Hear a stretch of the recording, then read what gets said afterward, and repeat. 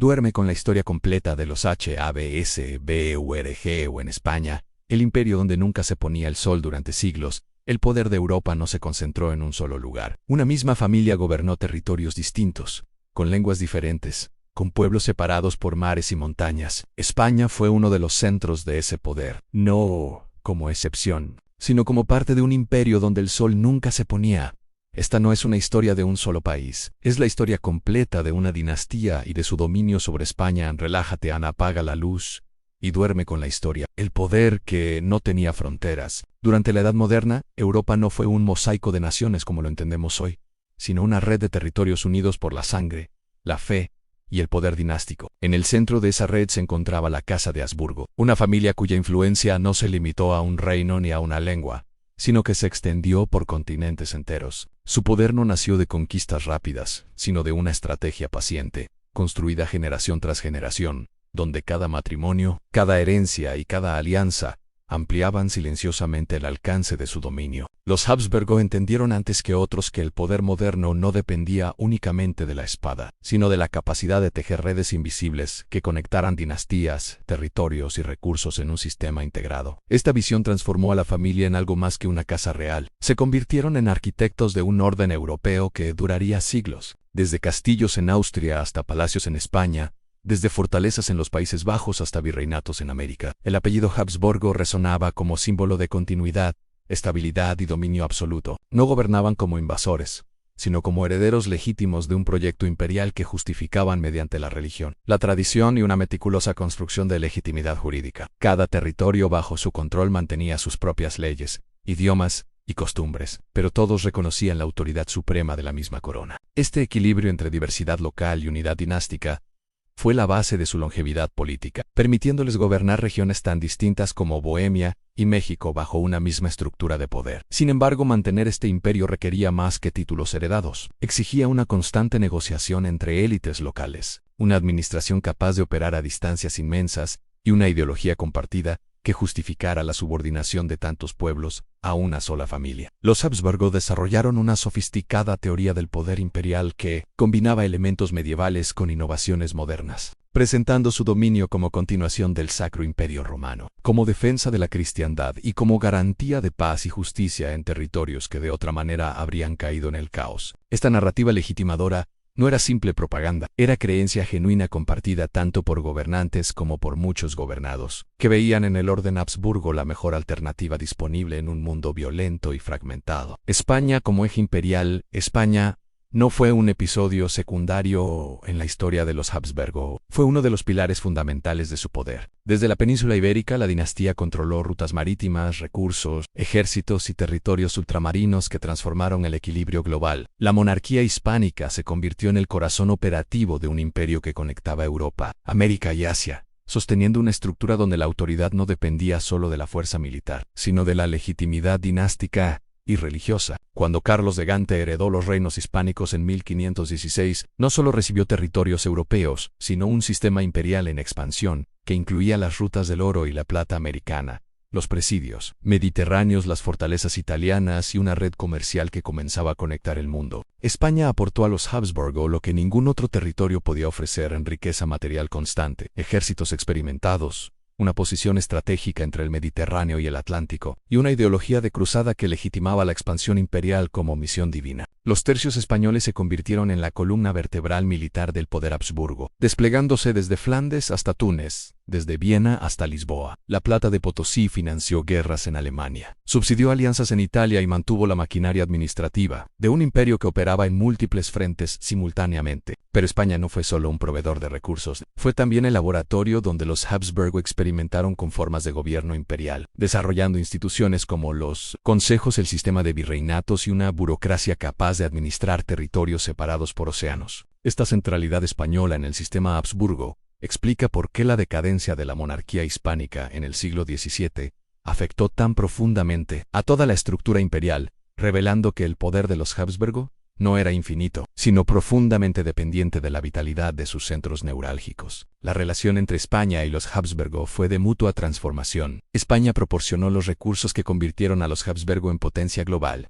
Pero los Habsburgo también transformaron España, integrándola en redes comerciales y políticas que la conectaron con el mundo entero. Las ciudades españolas se llenaron de mercaderes italianos, banqueros alemanes, artistas flamencos. El castellano se convirtió en lengua de comunicación internacional. La cultura española absorbió influencias de todos los territorios imperiales, creando síntesis única que se reflejaría en el arte y la literatura del siglo de oro. La mente Habsburg o el verdadero poder de los Habsburgo no residía únicamente en sus ejércitos, sino en su forma de pensar el mundo. Para ellos gobernar significaba mantener el orden, preservar la continuidad y defender una visión del imperio como misión histórica. Esta mentalidad moldeó decisiones políticas, guerras prolongadas y alianzas complejas. España, bajo esta lógica, no era solo un reino, sino una pieza esencial en una arquitectura imperial diseñada para resistir el paso del tiempo. Los Habsburgo desarrollaron una psicología específica del poder, caracterizada por la paciencia estratégica, la desconfianza hacia cambios bruscos y una profunda convicción de que su dominio era parte de un orden divino. Esta mentalidad se transmitía generación tras generación,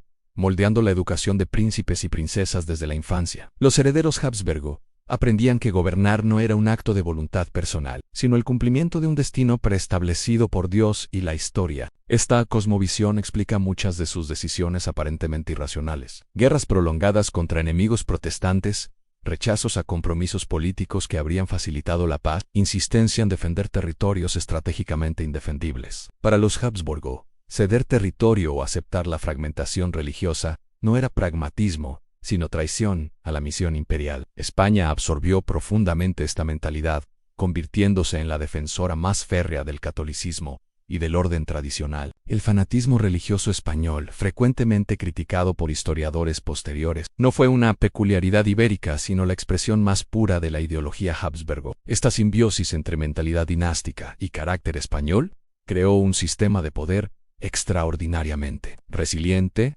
pero también profundamente rígido, incapaz de adaptarse a las transformaciones que comenzaron a sacudir Europa en el siglo XVII. La educación de los príncipes Habsburgo enfatizaba virtudes específicas, ampiedad religiosa sobre todo, pero también prudencia, dignidad, distancia emocional. Se les enseñaba a desconfiar de innovaciones, a valorar la tradición, a ver el cambio como amenaza potencial al orden establecido. Felipe II personificó esta mentalidad: meticuloso, deliberado, profundamente religioso, convencido de que cada decisión tenía consecuencias eternas no solo políticas sino espirituales. Esta forma de pensar contrastaba dramáticamente con mentalidades emergentes en otros países europeos, donde príncipes y filósofos comenzaban a experimentar con ideas de razón de Estado, pragmatismo político, separación entre religión y política. Los Habsburgo rechazaban estas innovaciones como peligrosas corrupciones que amenazaban las bases morales del gobierno legítimo. Un imperio donde el sol no se ponía la expresión. El imperio donde nunca se ponía el sol no era una metáfora poética, sino una descripción literal de una estructura de poder global. Mientras la noche caía en Europa, el día comenzaba en América o en Asia. Esta continuidad geográfica reforzaba la sensación de dominio absoluto y alimentaba la convicción de que el poder Habsburgo era permanente. Sin embargo, esa misma extensión contenía las semillas de tensiones internas que marcarían el destino de la dinastía y de la España imperial. El imperio Habsburgo español operaba simultáneamente en múltiples zonas horarias, climas y realidades culturales completamente distintas. Un virrey en Lima tomaba decisiones mientras en Madrid amanecía y en Manila comenzaba la tarde. Esta sincronía geográfica creaba una ilusión de omnipresencia que reforzaba la autoridad imperial, pero también revelaba una vulnerabilidad fundamental: la imposibilidad de controlar efectivamente territorios tan dispersos. Con las tecnologías de comunicación del siglo XVI, las órdenes podían tardar meses en llegar desde Madrid hasta Manila, y las respuestas otros tantos meses en retornar. Esta distancia temporal creaba espacios de autonomía local que erosionaban lentamente la autoridad central, permitiendo que virreyes y gobernadores desarrollaran sus propias redes de poder, frecuentemente en tensión con las directrices metropolitanas. Los Habsburgo intentaron compensar esta distancia mediante una meticulosa burocracia escrita, donde cada decisión administrativa quedaba registrada, cada gasto justificado, cada nombramiento documentado. Este sistema generó montañas de papel que aún hoy llenan archivos históricos, testimonios de un esfuerzo titánico por mantener el control mediante la escritura y la ley. Pero ninguna cantidad de documentos podía superar la realidad física. El imperio era demasiado grande para ser gobernado eficientemente desde un solo centro. Esta contradicción entre extensión geográfica y capacidad administrativa marcaría profundamente la historia de los Habsburgo en España, creando tensiones que eventualmente contribuirían a la fragmentación del sistema imperial. La experiencia cotidiana del imperio variaba radicalmente según la ubicación. En Madrid el imperio era ceremonias cortesanas, audiencias con embajadores, despachos burocráticos. En Lima, era administración de minas de plata, conflictos con élites locales, evangelización de poblaciones indígenas. En Manila, era comercio con mercaderes chinos, defensas contra piratas, misiones a Japón. Estas realidades tan diferentes coexistían bajo una misma autoridad nominal, pero la experiencia vivida del poder imperial era profundamente distinta en cada región, creando imperios múltiples dentro del imperio formal. Los orígenes en una familia sin destino imperial.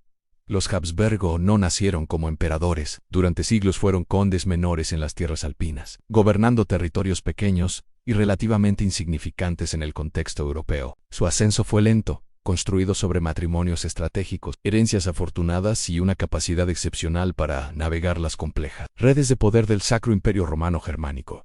No conquistaron territorios mediante grandes batallas, los adquirieron mediante pactos, bodas y paciente acumulación de títulos heredados. Esta estrategia, que luego se resumiría en la frase Bella Gerantali, tú Felix Austria nubi, que otros hagan la guerra, tú, feliz Austria, cásate, transformó a una familia periférica en la dinastía más poderosa de Europa. El mecanismo era simple pero efectivo. Casaban a sus hijos e hijas con herederos de otros territorios, esperaban las muertes naturales y reclamaban las herencias. Generación tras generación, este método acumuló ducados, condados, reinos y coronas bajo un mismo apellido. Pero esta estrategia tenía un costo invisible: la endogamia. Para evitar la fragmentación de territorios mediante herencias divididas, los Habsburgo comenzaron a casarse entre sí, priorizando la preservación del patrimonio familiar sobre la salud genética de la dinastía. Esta decisión, tomada con lógica política impecable en el siglo XV, tendría consecuencias devastadoras 2 siglos después, cuando la consanguinidad comenzó a producir herederos física y mentalmente debilitados. Pero en los inicios, esta estrategia parecía perfecta. Mediante matrimonios y herencias, los Habsburgo adquirieron Borgoña, los Países Bajos, Austria, Bohemia, Hungría, y finalmente, mediante el matrimonio entre Felipe el Hermoso y Juana de Castilla, acceso a los reinos hispánicos. Ninguna otra familia europea logró acumular tanto poder mediante métodos tan pacíficos, transformando el matrimonio en el arma más efectiva de expansión imperial. El ascenso Habsburgo también dependió de habilidad diplomática excepcional. Sabían cuándo aliarse, cuándo retroceder, cuándo presionar ventajas en el complejo sistema político del Sacro Imperio, donde docenas de príncipes competían por influencia.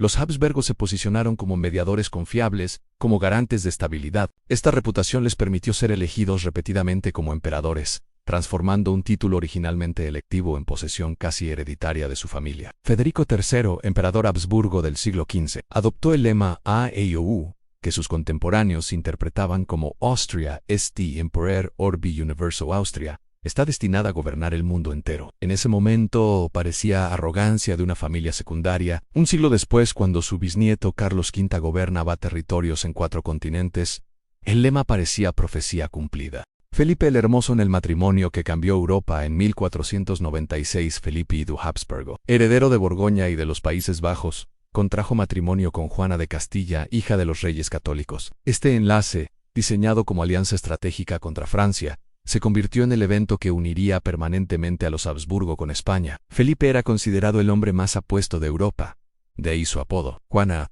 educada en la corte más sofisticada de su tiempo, era inteligente, culta y profundamente apasionada. El matrimonio comenzó con intensidad emocional, pero pronto se transformó en tragedia. Felipe era infiel, distante, ambicioso. Juana desarrolló celos obsesivos que contemporáneos interpretaron como locura. Aunque historiadores modernos debaten si su comportamiento era realmente patológico o simplemente la reacción de una mujer traicionada atrapada en un matrimonio político. Lo que es indiscutible es que este matrimonio produjo 6 hijos, entre ellos Carlos y Fernando, quienes heredarían imperios enteros. Cuando Isabel la Católica murió en 1504, Juana se convirtió en reina de Castilla, pero su padre Fernando y su esposo Felipe lucharon por el control efectivo del reino. Felipe viajó a España en 1506 para reclamar la regencia, dejando claro que los Habsburgo tenían ambiciones hispánicas. Sin embargo, murió súbitamente ese mismo año, probablemente de fiebre tifoidea, aunque circularon rumores de envenenamiento. Su muerte dejó a Juana viuda,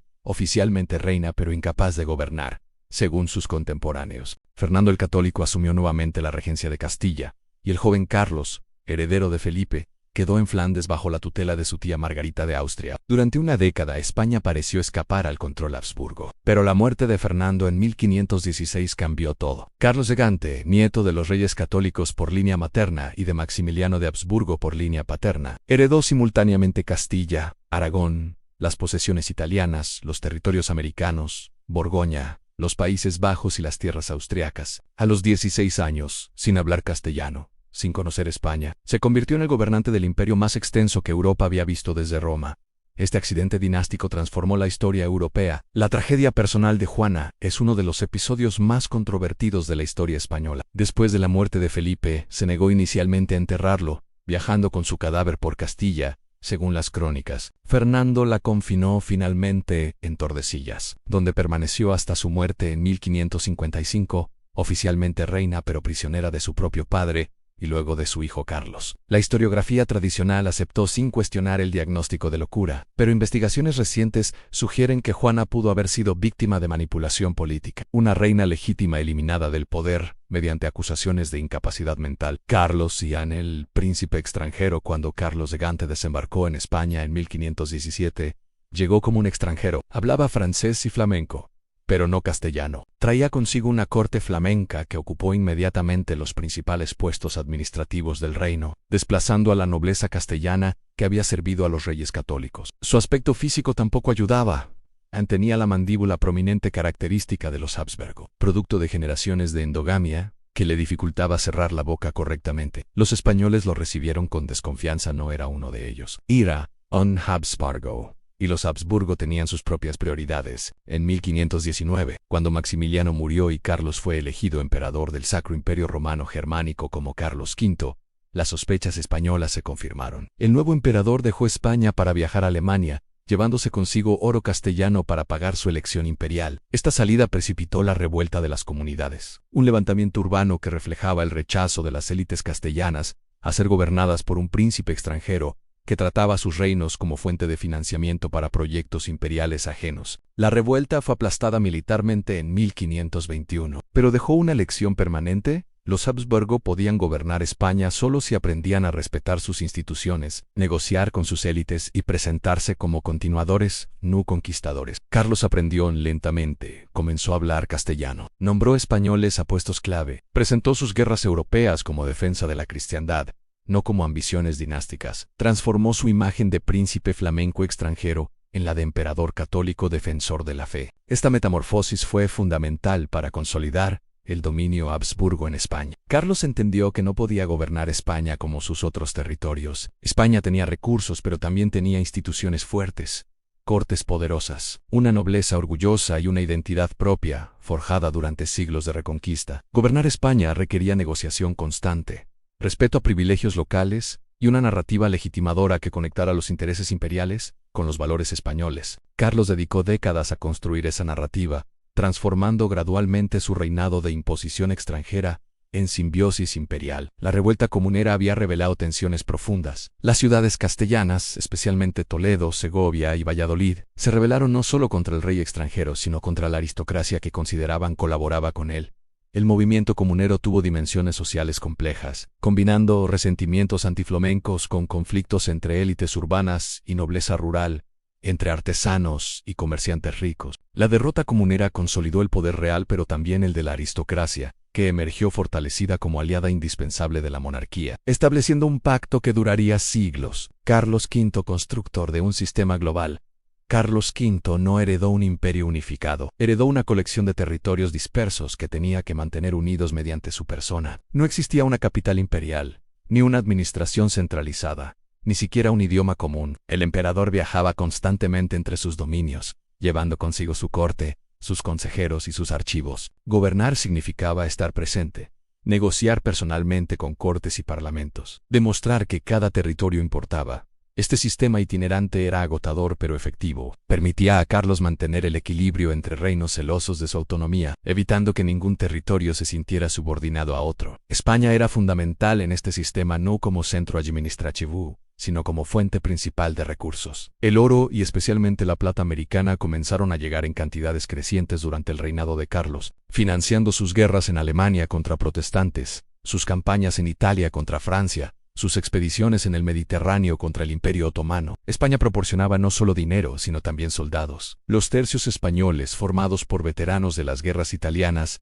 se convirtieron en la fuerza militar más temida de Europa. Su combinación de picas, espadas y arcabuces, junto con una disciplina férrea y un espíritu de cuerpo excepcional, les permitía derrotar ejércitos numéricamente superiores. Estos tercios se desplegaron por todo el imperio, desde los Países Bajos hasta Túnez, convirtiéndose en el instrumento principal del poder Habsburgo. Pero mantener este sistema tenía un costo enorme. Las guerras constantes consumían recursos más rápido de lo que llegaban de América. Carlos se endeudó masivamente con banqueros alemanes e italianos, hipotecando los ingresos futuros de sus reinos. Este endeudamiento crónico se convertiría en una característica permanente de la monarquía hispánica, limitando su capacidad de acción y creando una dependencia estructural del crédito internacional. Carlos luchó durante 40 años para mantener unido su imperio, enfrentando simultáneamente a protestantes en Alemania, a Francia en Italia, a otomanos en el Mediterráneo y a príncipes alemanes rebeldes en todos los frentes. Era una lucha imposible de ganar. La reforma protestante había fragmentado irreversiblemente la cristiandad latina. El sueño medieval de un imperio cristiano unido bajo un solo emperador estaba muerto, aunque Carlos se negara a aceptarlo. Cada victoria era seguida por nuevas crisis. Derrotaba a Francisco I de Francia en Pavía, pero los protestantes alemanes formaban la Liga de Esmalcalda. Aplastaba la Liga en, pero los príncipes alemanes se reagrupaban con apoyo francés. Firmaba treguas con los otomanos, pero estos reanudaban ofensivas apenas expiraban. El emperador envejecía luchando guerras que no terminaban, defendiendo un orden que se desmoronaba inexorablemente. La división del imperio, cuando lo imposible se volvió insostenible en 1556. Agotado física y mentalmente, Carlos V tomó una decisión sin precedentes: abdicar. Ningún emperador del Sacro Imperio había renunciado voluntariamente al trono. Pero Carlos entendió que su imperio era ingobernable como unidad. En una serie de ceremonias emotivas realizadas en Bruselas, dividió sus dominios entre su hermano Fernando y su hijo Felipe. Fernando recibió Austria, Bohemia, Hungría y el título imperial. Felipe heredó España, los territorios italianos, los Países Bajos, el Franco Condado y todas las posesiones americanas y asiáticas. Esta división creó dos ramas de la Casa de Habsburgo, la rama austriaca y la rama española. Aunque permanecieron aliadas y continuaron casándose entre sí, operarían como entidades políticas separadas. La decisión de Carlos reflejaba una comprensión realista de los límites del poder. Incluso la familia más poderosa de Europa no podía gobernar simultáneamente desde Viena hasta México, desde Amberes hasta Manila. La distancia geográfica, las diferencias culturales, las amenazas múltiples y simultáneas hacían imposible mantener una autoridad centralizada efectiva. La división también tuvo consecuencias psicológicas profundas. Carlos había dedicado su vida a preservar la unidad católica de Europa, luchando contra protestantes, musulmanes y cualquiera que amenazara el orden tradicional. Su abdicación representaba, en cierto sentido, la admisión de derrota. La cristiandad latina estaba fragmentándose irreversiblemente. El Imperio Otomano controlaba el Mediterráneo oriental. Los protestantes dominaban el norte de Alemania. Francia permanecía hostil. El sueño carolingio de una Europa unida, bajo un solo emperador católico, había fracasado. Carlos se retiró al monasterio de Yuste en España, donde vivió sus últimos años en relativa simplicidad, dedicándose a la oración y contemplando los relojes, fascinado quizás por mecanismos que, a diferencia de los imperios, podían mantenerse sincronizados y predecibles. Murió en 1558, dejando a su hijo Felipe un imperio español más compacto, pero aún extraordinariamente extenso y complejo. Felipe heredó no solo territorios, sino también deudas masivas, guerras inacabadas y una mentalidad imperial que priorizaba la defensa de la fe católica sobre cualquier consideración pragmática. Esta herencia determinaría el carácter de su reinado. La abdicación de Carlos fue evento traumático para contemporáneos que no podían concebir que un emperador renunciara. Las ceremonias en Bruselas fueron deliberadamente teatrales. San Carlos, vestido de negro, apoyándose en el hombro del joven Guillermo de Orange, pronunció discursos recordando sus 40 años de reinado, las tierras que había visitado, las guerras que había luchado.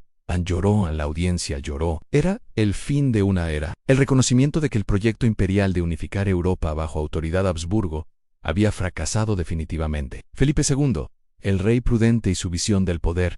Felipe II fue probablemente el monarca más meticuloso de la historia europea. A diferencia de su padre, que gobernaba viajando constantemente, Felipe estableció una capital fija en Madrid, y desde allí administró su imperio mediante una burocracia extraordinariamente desarrollada. Leía personalmente miles de documentos cada año, anotando decisiones en los márgenes, consultando expertos, deliberando extensamente antes de actuar. Este método le ganó el apodo de El Prudente, aunque sus críticos lo consideraban indeciso. Felipe creía profundamente en el gobierno mediante papel, en la administración racional, en el poder de la información. Construyó el Escorial, un inmenso complejo que era simultáneamente palacio, monasterio, panteón y centro administrativo. Desde allí, intentó controlar cada aspecto de su imperio, leyendo informes de virreyes americanos, cartas de gobernadores italianos, despachos de comandantes militares en Flandes. Su escritorio era el centro neurálgico de un imperio global, donde convergían informaciones de todos los continentes. Esta centralización administrativa representaba una evolución en la forma de gobernar. Felipe no intentaba estar físicamente presente en todos sus territorios como su padre. En cambio, creó un sistema donde la información fluía hacia Madrid, donde él tomaba decisiones que luego se transmitían como órdenes escritas a través del imperio. Este sistema era más eficiente que el modelo itinerante de Carlos, pero también más rígido y lento. Las órdenes podían tardar meses en implementarse, otros meses en llegar a destino. Para cuando una orden real llegaba a Manila o Lima, la situación que la había motivado podía haber cambiado completamente. La mentalidad de Felipe era profundamente conservadora. Veía el cambio como amenaza, la novedad como peligro. Su objetivo no era expandir el imperio, sino preservarlo, mantener el orden heredado, defender la fe católica contra todas las amenazas. Esta visión explica sus decisiones políticas, a la guerra prolongada contra los protestantes holandeses, el apoyo a la Liga Católica en Francia, la Armada Invencible contra Inglaterra, la anexión de Portugal. Todas estas acciones respondían a una lógica defensiva, al intento de mantener un orden europeo que ya estaba fragmentándose irreversiblemente. El Escorial simboliza perfectamente la mentalidad de Felipe. No es un palacio alegre y luminoso como Versalles. Es estructura austera, casi monástica, construida en piedra gris que transmite seriedad, permanencia, poder contenido. Felipe pasaba horas en su pequeño despacho, rodeado de documentos, tomando decisiones que afectaban a millones de personas en 4 continentes. Su vida era rutinaria, predecible, dedicada al deber. Se casó 4 veces, siempre por razones dinásticas, nunca por pasión. Tuvo hijos, pero mantuvo distancia emocional. Era rey antes que padre, emperador antes que hombre. La revuelta de los Países Bajos, el conflicto que no podía ganarse. En 1568 comenzó la guerra que definiría el reinado de Felipe II, y drenará los recursos españoles durante 80 años. Los Países Bajos, territorios prósperos y densamente urbanizados heredados por los Habsburgo españoles, se rebelaron contra la autoridad real. Las causas fueron complejas: en resistencia a la centralización administrativa, oposición a la presencia de tropas españolas, resentimiento contra impuestos crecientes y, fundamentalmente, conflicto religioso. El calvinismo había penetrado profundamente en las provincias del norte, creando una población que rechazaba la autoridad católica del rey español. Felipe interpretó la revuelta como herejía religiosa y traición política, 2 categorías que en su mentalidad eran indistinguibles. Envió a los mejores generales españoles, financió ejércitos masivos, ordenó represiones brutales, pero nada funcionaba. Los rebeldes holandeses desarrollaron una estrategia de resistencia adaptada a su geografía, inundaban tierras para detener ejércitos españoles, fortificaban ciudades, atacaban líneas de suministro, recibían apoyo de Inglaterra y Francia. La guerra se convirtió en un abismo que consumía recursos sin producir victorias decisivas. Los tercios españoles, invencibles en campo abierto, no podían conquistar ciudades fortificadas defendidas por poblaciones enteras dispuestas a morir antes que rendirse. Las provincias del sur, católicas y menos urbanizadas, permanecieron leales a España, pero las del norte se consolidaron como entidad independiente, bajo liderazgo calvinista. Esta división territorial se solidificaría eventualmente en la separación entre los Países Bajos españoles, la actual Bélgica, y la República Holandesa Independiente. Para España, la Guerra de Flandes fue una herida abierta que nunca cicatrizó. Consumió cantidades astronómicas de plata americana, obligó a declaraciones de bancarrota repetidas, desvió recursos que podrían haberse usado en otros frentes, pero Felipe no podía ceder. Hacerlo habría significado aceptar la fragmentación religiosa de sus territorios, admitir que súbditos protestantes podían rechazar legítimamente la autoridad de un rey católico. Esta concesión habría deslegitimado toda la estructura ideológica del Imperio Habsburgo. Así que la guerra continuó, década tras década, consumiendo generaciones de soldados españoles, italianos, alemanes y flamencos que lucharon en pantanos y asedios interminables por una causa que ya no podía ganarse. El duque de Alba, Fernando Álvarez de Toledo, intentó aplastar la rebelión mediante terror. Estableció el Tribunal de los Tumultos, apodado Tribunal de la Sangre por los holandeses, que ejecutó miles de rebeldes. Pero el terror solo endureció la resistencia. Guillermo de Orange, líder de la rebelión, se convirtió en símbolo de resistencia nacional. cuando fue asesinado en 1584 por un fanático católico. Su hijo Mauricio de Nassau continuó la lucha con igual determinación. Los holandeses descubrieron que la guerra podía financiarse mediante comercio. Atacaban barcos españoles, comerciaban con enemigos de España, desarrollaban una economía marítima que los enriquecía, mientras España se empobrecía. La paradoja era cruel. En España luchaba para mantener territorios cuya riqueza fluía hacia sus enemigos. Lepanto, la victoria que no cambió nada. El 7 de octubre de 1571, en las aguas del Golfo de Lepanto, frente a las costas griegas, la flota de la Santa Liga comandada por don Juan de Austria aplastó a la armada otomana. Fue la mayor batalla naval del siglo XVI. Con más de 200 galeras por bando y decenas de miles de combatientes. Los cristianos capturaron o destruyeron más de 200 barcos otomanos, liberaron miles de esclavos cristianos que remaban en las galeras enemigas, y demostraron que el Imperio otomano no era invencible en el mar. La noticia electrizó Europa. Lepanto fue celebrada como la gran victoria de la cristiandad, como el momento en que el avance musulmán fue finalmente detenido. Miguel de Cervantes, que participó en la batalla y perdió el uso de su mano izquierda en el combate, la llamaría la más alta ocasión que vieron los siglos. Felipe II ordenó celebraciones en toda España. El Papa proclamó que el Rosario de la Virgen María había asegurado la victoria. Lepanto entró en la mitología española como símbolo del poder imperial hispánico. Pero estratégicamente, la batalla no cambió nada fundamental.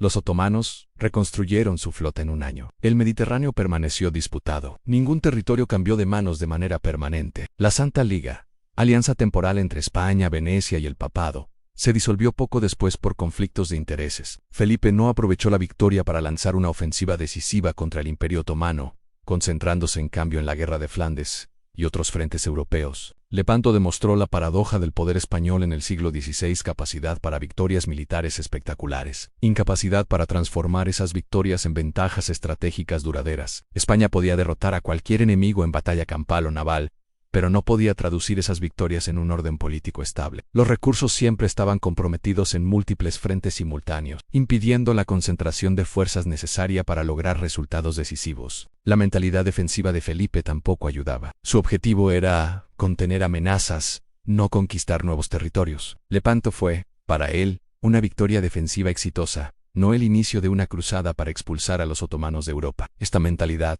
prudente desde cierta perspectiva, también limitaba las posibilidades de transformación fundamental del equilibrio de poder mediterráneo. La batalla misma fue extraordinariamente violenta. Las galeras chocaban entre sí, los soldados saltaban de barco a barco en combate cuerpo a cuerpo, los cañones disparaban a quemarropa, el mar se tiñó de rojo. Más de 30.000 hombres murieron en pocas horas. Para los supervivientes, la experiencia fue traumática pero también transformadora. Cervantes siempre se enorgulleció de haber participado en Lepanto, considerándolo el momento más importante de su vida. La herida en su mano izquierda era para el Medalla de Honor, prueba de que había servido en la gran causa cristiana. Venecia, sin embargo, abandonó rápidamente la Santa Liga y negoció paz separada con los otomanos, priorizando sus intereses comerciales sobre solidaridad religiosa. Este pragmatismo veneciano contrastaba dramáticamente con el idealismo español, revelando diferencias fundamentales en cómo diferentes potencias europeas concebían la política internacional. La anexión de Portugal en el momento de máxima expansión en 1580, Felipe II logró lo que parecía imposible: a unificar toda la península ibérica bajo su corona. Cuando el joven rey portugués Sebastián murió sin herederos en una desastrosa campaña en Marruecos, Felipe,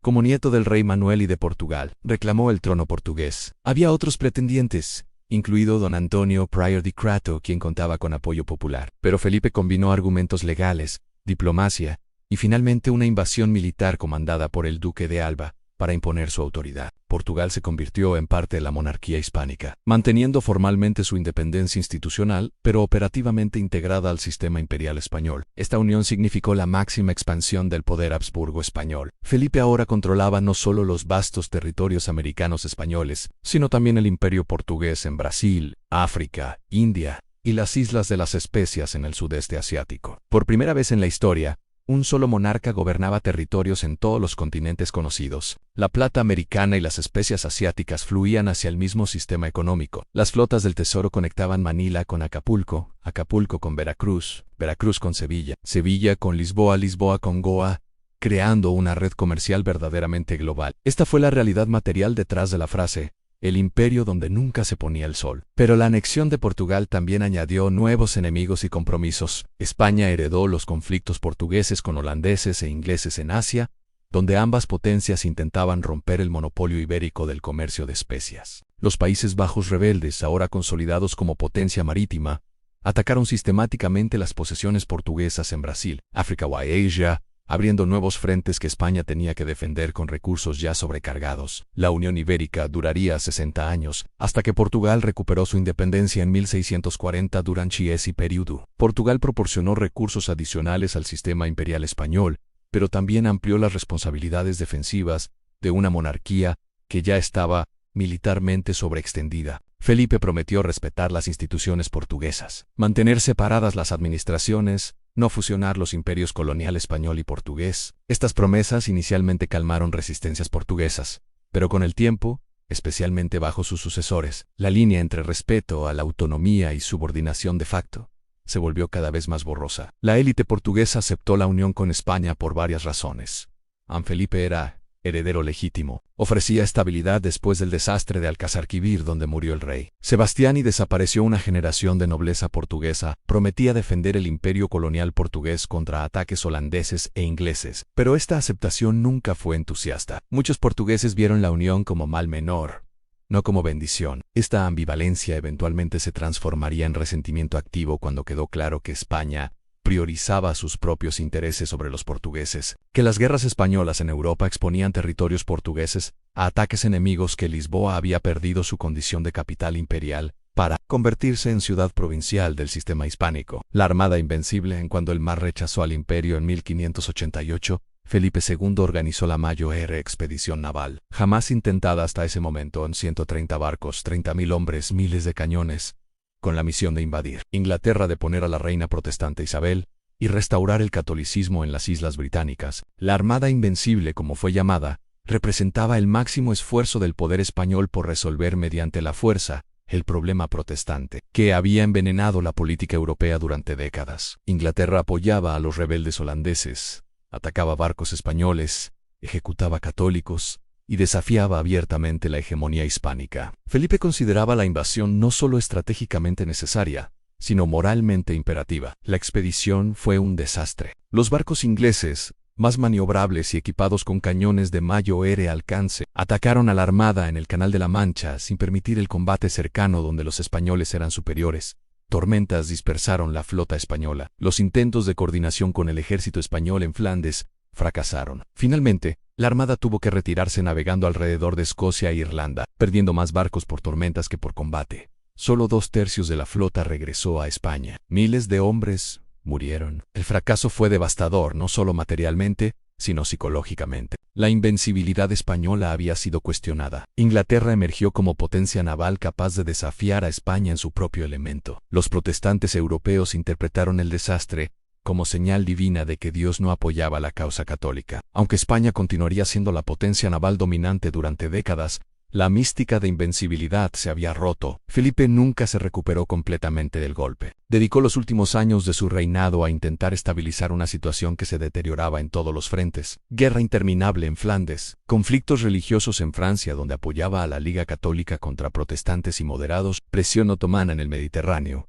ataques corsarios contra territorios americanos. El imperio que heredó de su padre, aunque más compacto, se había revelado igualmente ingobernable. El desastre de la armada tuvo consecuencias complejas. Ingleses lo celebraron como triunfo de la providencia protestante sobre la tiranía católica, construyendo narrativa nacional alrededor de la victoria. Españoles lo interpretaron como prueba divina, castigo por pecados colectivos, llamado a renovación espiritual. Felipe ordenó misas y procesiones de penitencia, no reformas navales. Esta respuesta religiosa en lugar de técnica revelaba cómo la mentalidad Habsburgo priorizaba interpretaciones teológicas sobre análisis estratégicos. Irónicamente, España reconstruiría su flota y continuaría siendo potencia naval formidable. En 1589, Inglaterra intentó su propia contraarmada, que fracasó aún más desastrosamente que la Armada española. Pero el daño psicológico estaba hecho. El mito de invencibilidad española, fundamental para su poder hegemónico, había sido herido mortalmente. Felipe III en la delegación del poder. Cuando Felipe III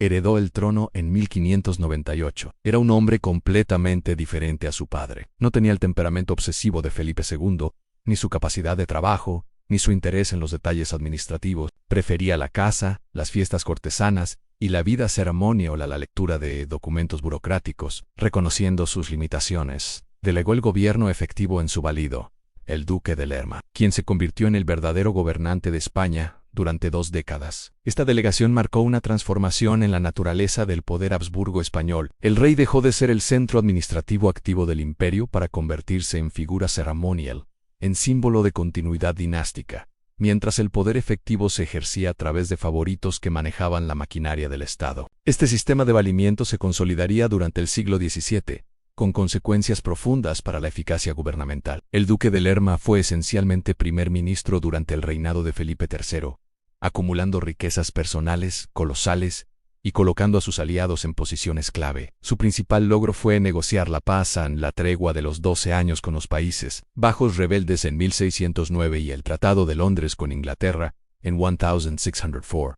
Estas paces reflejaban el reconocimiento de que España no podía continuar luchando simultáneamente en todos los frentes. Los recursos estaban agotados, las bancarrotas se sucedían regularmente, la población estaba exhausta. La tregua con Holanda fue particularmente significativa porque implicaba el reconocimiento de facto de la independencia holandesa, algo impensable durante el reinado de Felipe II. Lerma también presidió la expulsión de los moriscos. La población de origen musulmán que había permanecido en España después de la Reconquista, entre 1609 y 1614, aproximadamente 300.000 moriscos fueron expulsados, principalmente de Valencia y Aragón. Esta decisión, justificada oficialmente por razones de seguridad y pureza religiosa, tuvo consecuencias económicas devastadoras, especialmente en Valencia, donde los moriscos constituían mano de obra agrícola esencial. La expulsión demostró que la ideología religiosa continuaba dominando la toma de decisiones, incluso cuando las consecuencias económicas eran claramente negativas.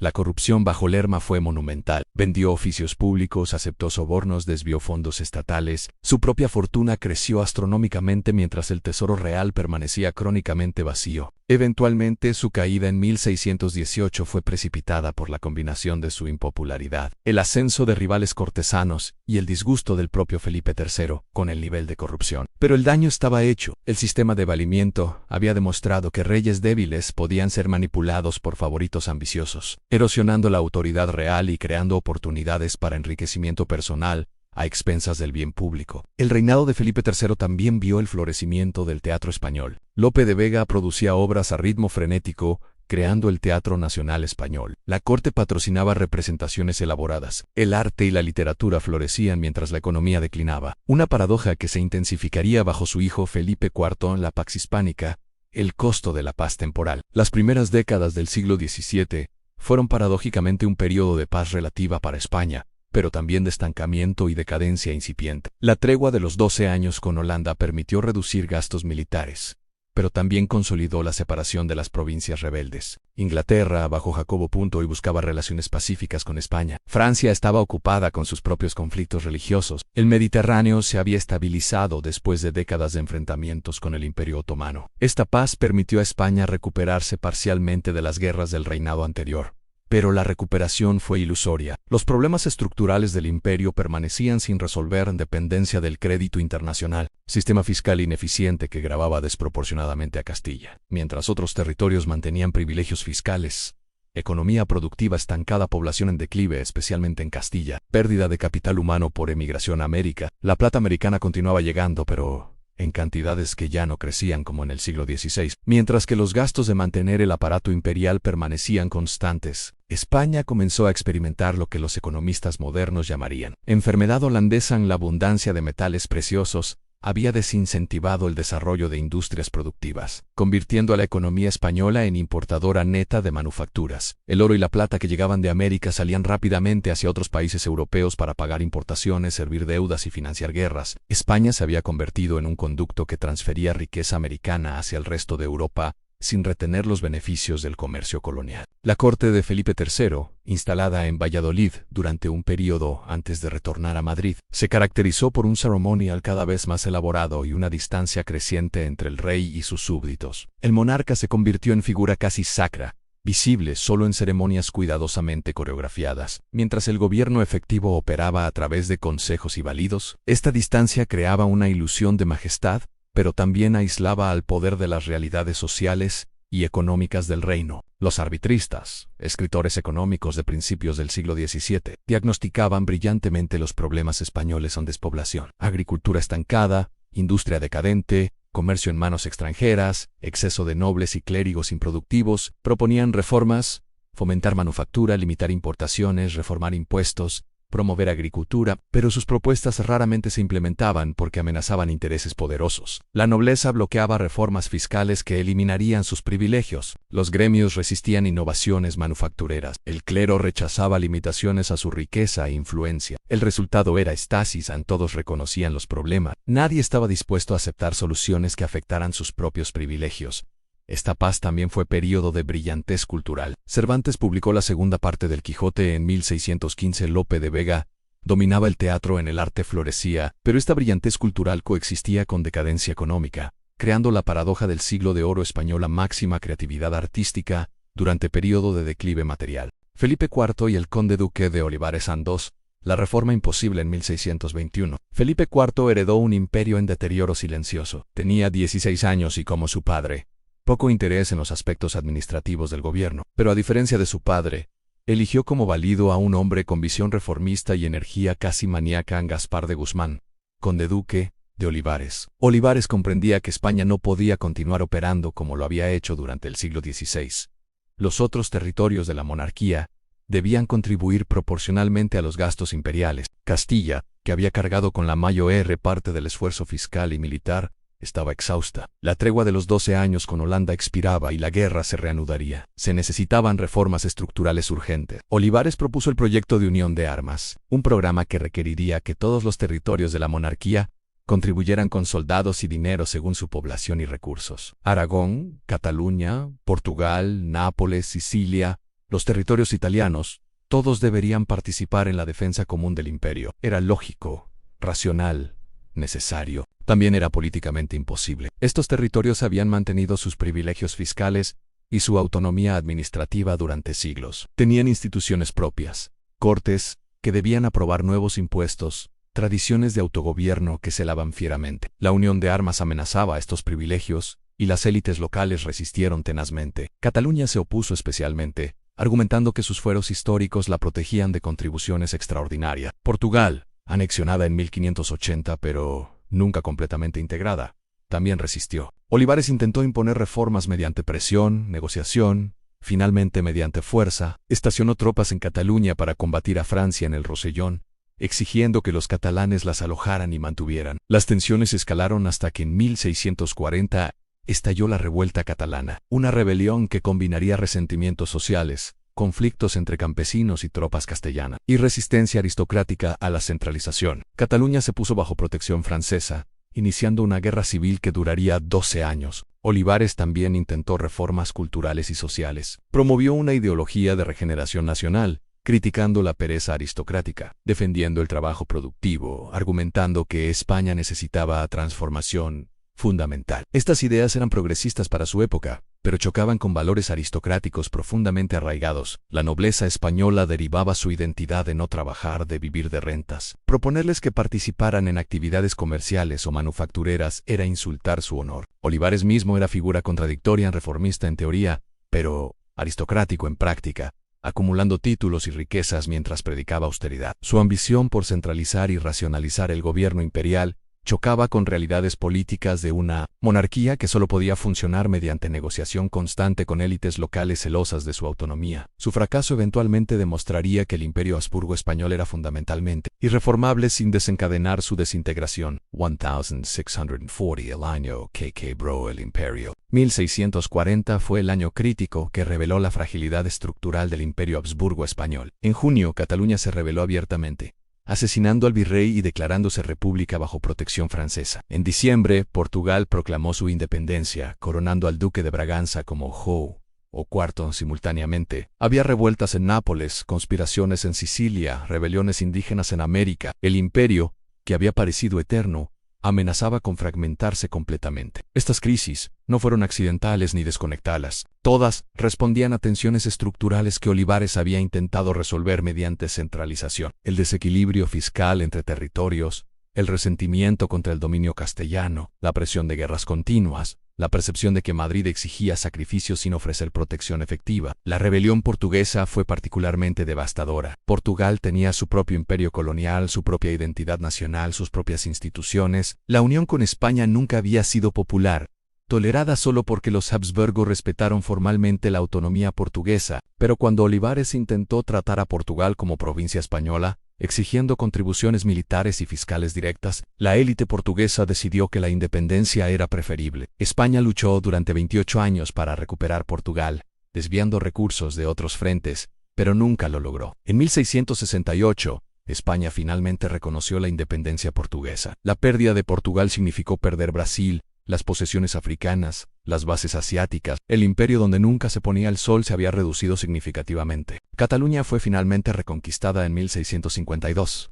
Pero el costo político y militar fue inmenso. La guerra catalana obligó a España a luchar simultáneamente contra Francia en el norte, contra Portugal en el oeste, contra los Países Bajos en Flandes. Era exactamente la situación de sobreextensión militar que había devastado el imperio durante el reinado de Felipe II, pero ahora con recursos aún más limitados y enemigos más fuertes. La revuelta catalana comenzó con el Corpus de Sant, un levantamiento popular en Barcelona donde campesinos y trabajadores asesinaron funcionarios reales y soldados castellanos. Lo que comenzó como motín se transformó en rebelión cuando élites catalanas decidieron aprovechar el caos para recuperar su autonomía. Proclamaron a Luis XIII de Francia como conde de Barcelona, invitando intervención francesa en territorio español. Esta decisión dividió a la propia sociedad catalana entre quienes priorizaban libertades tradicionales y quienes temían dominación francesa. Olivares cayó del poder en 1643. Víctima de los desastres que sus políticas habían precipitado. Felipe IV, que había confiado completamente en su valido durante 22 años,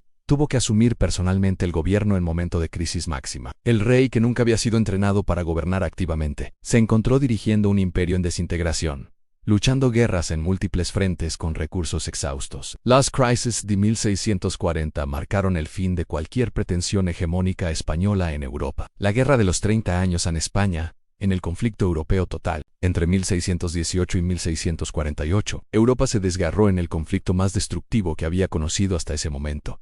La Guerra de los 30 Años comenzó como conflicto religioso en Bohemia, se transformó en lucha dinástica por el control de Alemania, involucró a todas las potencias europeas y terminó redefiniendo el mapa político continental. España participó desde el inicio, apoyando a la rama austriaca de los Habsburgo y luchando contra los protestantes alemanes, Dinamarca, Suecia, Francia y los Países Bajos rebeldes. Para España, la guerra representaba la continuación de su misión histórica, defender el catolicismo y preservar el sistema de poder Habsburgo en Europa. Olivares consideraba que España no podía permitir la derrota de los Habsburgo austriacos, porque eso destruiría el equilibrio continental y dejaría a España aislada. Los tercios españoles lucharon en Alemania durante 3 décadas, sosteniendo el esfuerzo de guerra católico incluso cuando otros aliados flaqueaban. El camino español, la ruta terrestre que conectaba los dominios españoles en Italia con Flandes, a través de territorios aliados, permitió a España proyectar poder militar hacia el corazón de Europa durante décadas, pero el costo fue astronómico. La guerra consumió cantidades de recursos sin precedentes. Las bancarrotas se sucedieron en 1627, 1647, 1653. El crédito español colapsó, los banqueros genoveses que habían financiado el imperio durante generaciones se retiraron. La economía castellana, ya debilitada, entró en depresión profunda. La población disminuyó por epidemias, hambrunas y emigración. Ciudades enteras se despoblaron, la agricultura colapsó en regiones enteras de Castilla. La Guerra de los 30 Años terminó en 1648 con la Paz de Westfalia, que reconoció formalmente la independencia de la República Holandesa y estableció un nuevo orden europeo, basado en el equilibrio de poder entre estados soberanos, no en la hegemonía de una casa dinástica. Para España, fue el fin del proyecto imperial que los Habsburgo habían perseguido durante 150 años. La fase sueca de la guerra, bajo Gustavo Adolfo, demostró que los tercios españoles ya no eran invencibles. Los suecos desarrollaron tácticas innovadoras combinando infantería ligera, artillería móvil y caballería coordinada que superaban la formación rígida de los tercios. La batalla de Breitenfeld en 1631 marcó el ascenso de Suecia como potencia militar mayor y el declive relativo del poder militar español. La participación francesa en la guerra a partir de 1635 fue decisiva. El cardenal Richelieu, primer ministro de Luis XIII, subordinó consideraciones religiosas a intereses estatales aliándose con protestantes contra los Habsburgo católicos. Esta instrumentalización de la religión para fines políticos escandalizó a los españoles, que continuaban viendo la guerra en términos religiosos. Francia emergió como gran ganadora de la Guerra de los 30 años, estableciéndose como potencia dominante en Europa occidental, mientras España iniciaba su declive terminal como potencia hegemónica. La decadencia española cuando la plata no bastó. A mediados del siglo XVII, España exhibía todas las señales de una potencia en declinio terminal. La población de Castilla había caído de aproximadamente 8 millones a 6 millones entre 1590 y 1650 en las ciudades castellanas, otrora prósperas, se despoblaban. La industria textil, que había florecido en el siglo XVI, colapsó ante la competencia de manufacturas más baratas importadas. La agricultura sufría por falta de mano de obra y por un sistema de propiedad concentrado en manos de nobleza y clero que no invertían productivamente. La plata americana continuaba llegando, pero en cantidades decrecientes, y lo que llegaba salía inmediatamente para pagar deudas o comprar importaciones. El sistema fiscal español era profundamente regresivo e ineficiente. Los nobles y el clero estaban exentos de impuestos directos. Los territorios no castellanos mantenían privilegios fiscales. La carga tributaria recaía desproporcionadamente sobre campesinos y artesanos castellanos, precisamente los sectores que podrían haber generado crecimiento económico si no hubieran estado agobiados por impuestos. Este sistema era políticamente imposible de reformar porque cualquier intento amenazaba privilegios defendidos por grupos con poder de veto institucional. España también sufrió una fuga masiva de talentos. Los judíos habían sido expulsados en 1492, llevándose capital humano y redes comerciales. Los moriscos fueron expulsados en 1609 a 1614, devastando regiones agrícolas. Los conversos y sus descendientes eran discriminados sistemáticamente, empujándolos a emigrar cuando podían. La Inquisición creaba un clima de sospecha que sofocaba el pensamiento independiente. La cultura española se volvió cada vez más conservadora, cerrada a innovaciones que en otros países europeos estaban transformando economías y sociedades. El concepto de limpieza de sangre se expandió, requiriendo demostrar ascendencia cristiana pura para acceder a posiciones en universidades, ordins militaires, cabildos catedralicios. Esta obsesión con la pureza genealógica desviaba energías sociales hacia investigaciones de antepasados, en lugar de actividades productivas. La mentalidad aristocrática despreciaba el comercio y el trabajo manual, considerándolos indignos de personas honorables. El ideal social era vivir de rentas, no trabajar. Esta mentalidad, combinada con un sistema que recompensaba la especulación con oficios venales y títulos nobiliarios en lugar de la inversión productiva, creó una economía estancada. Las ciudades castellanas experimentaron declive dramático. Segovia, centro textil importante en el siglo XVI, perdió 2/3 de su población. Toledo, antigua capital, se convirtió en sombra de sí misma. Medina del Campo, gran centro financiero, perdió su importancia. Solo Madrid crecía, pero como capital administrativa parasitaria que consumía recursos sin producir riqueza. El campo castellano se despobló. Aldeas enteras fueron abandonadas. Las tierras cultivables se convirtieron en pastizales para ovejas, actividad menos intensiva en mano de obra. La mesta, organización de ganaderos trashumantes, mantenía privilegios que dañaban la agricultura. El sistema de mayorrazgos concentraba tierras en manos de familias aristocráticas que las administraban ineficientemente, priorizando prestigio social sobre productividad económica. Carlos II, el rey hechizado y el fin de una dinastía. En 1665, Felipe IV murió dejando como heredero a un niño de 4 años, Carlos, fruto de su segundo matrimonio con Mariana de Austria, su sobrina. El matrimonio entre tío y sobrina era otro ejemplo de la endogamia Habsburgo, y Carlos pagaría el precio genético de generaciones de consanguinidad. Carlos II, conocido como el hechizado, fue probablemente el gobernante más incompetente físicamente de la historia europea. Tenía la mandíbula Habsburgo tan pronunciada que no podía masticar adecuadamente. Sufría epilepsia, probablemente debilidad mental, infecciones constantes. No aprendió a caminar hasta los 8 años,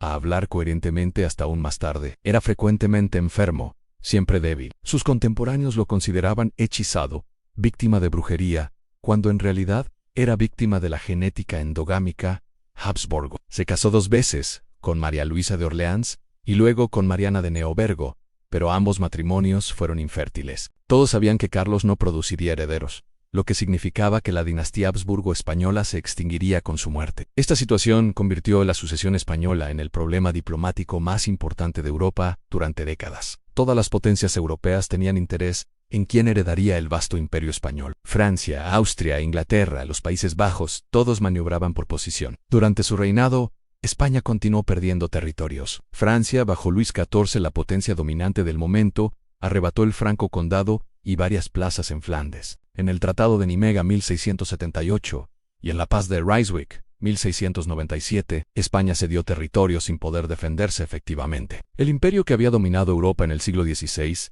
era ahora potencia secundaria, incapaz de resistir la presión francesa. La corte española durante el reinado de Carlos II fue un teatro de intrigas. Mariana de Austria, reina madre, luchaba con nobles y válidos por el control del gobierno efectivo. El rey, incapaz de gobernar, firmaba lo que le ponían delante. La administración se paralizó. La toma de decisiones se volvió caótica. Los médicos reales sometieron a Carlos a tratamientos grotescos en exorcismos, sangrías, pociones elaboradas con ingredientes repulsivos. Se buscaron brujas responsables de su supuesto hechizo. Se desenterraron cadáveres de la familia real para verificar si habían sido profanados mediante brujería. Esta regresión a pensamiento mágico en la corte de una potencia europea revelaba cuán profundamente había declinado España, no solo materialmente sino intelectualmente. El coeficiente de consanguinidad de Carlos II era mayor que el que resultaría de matrimonio entre hermanos. Generaciones de primos casándose con primos, tíos con sobrinas, habían acumulado genes recesivos deletéreos que finalmente produjeron un individuo física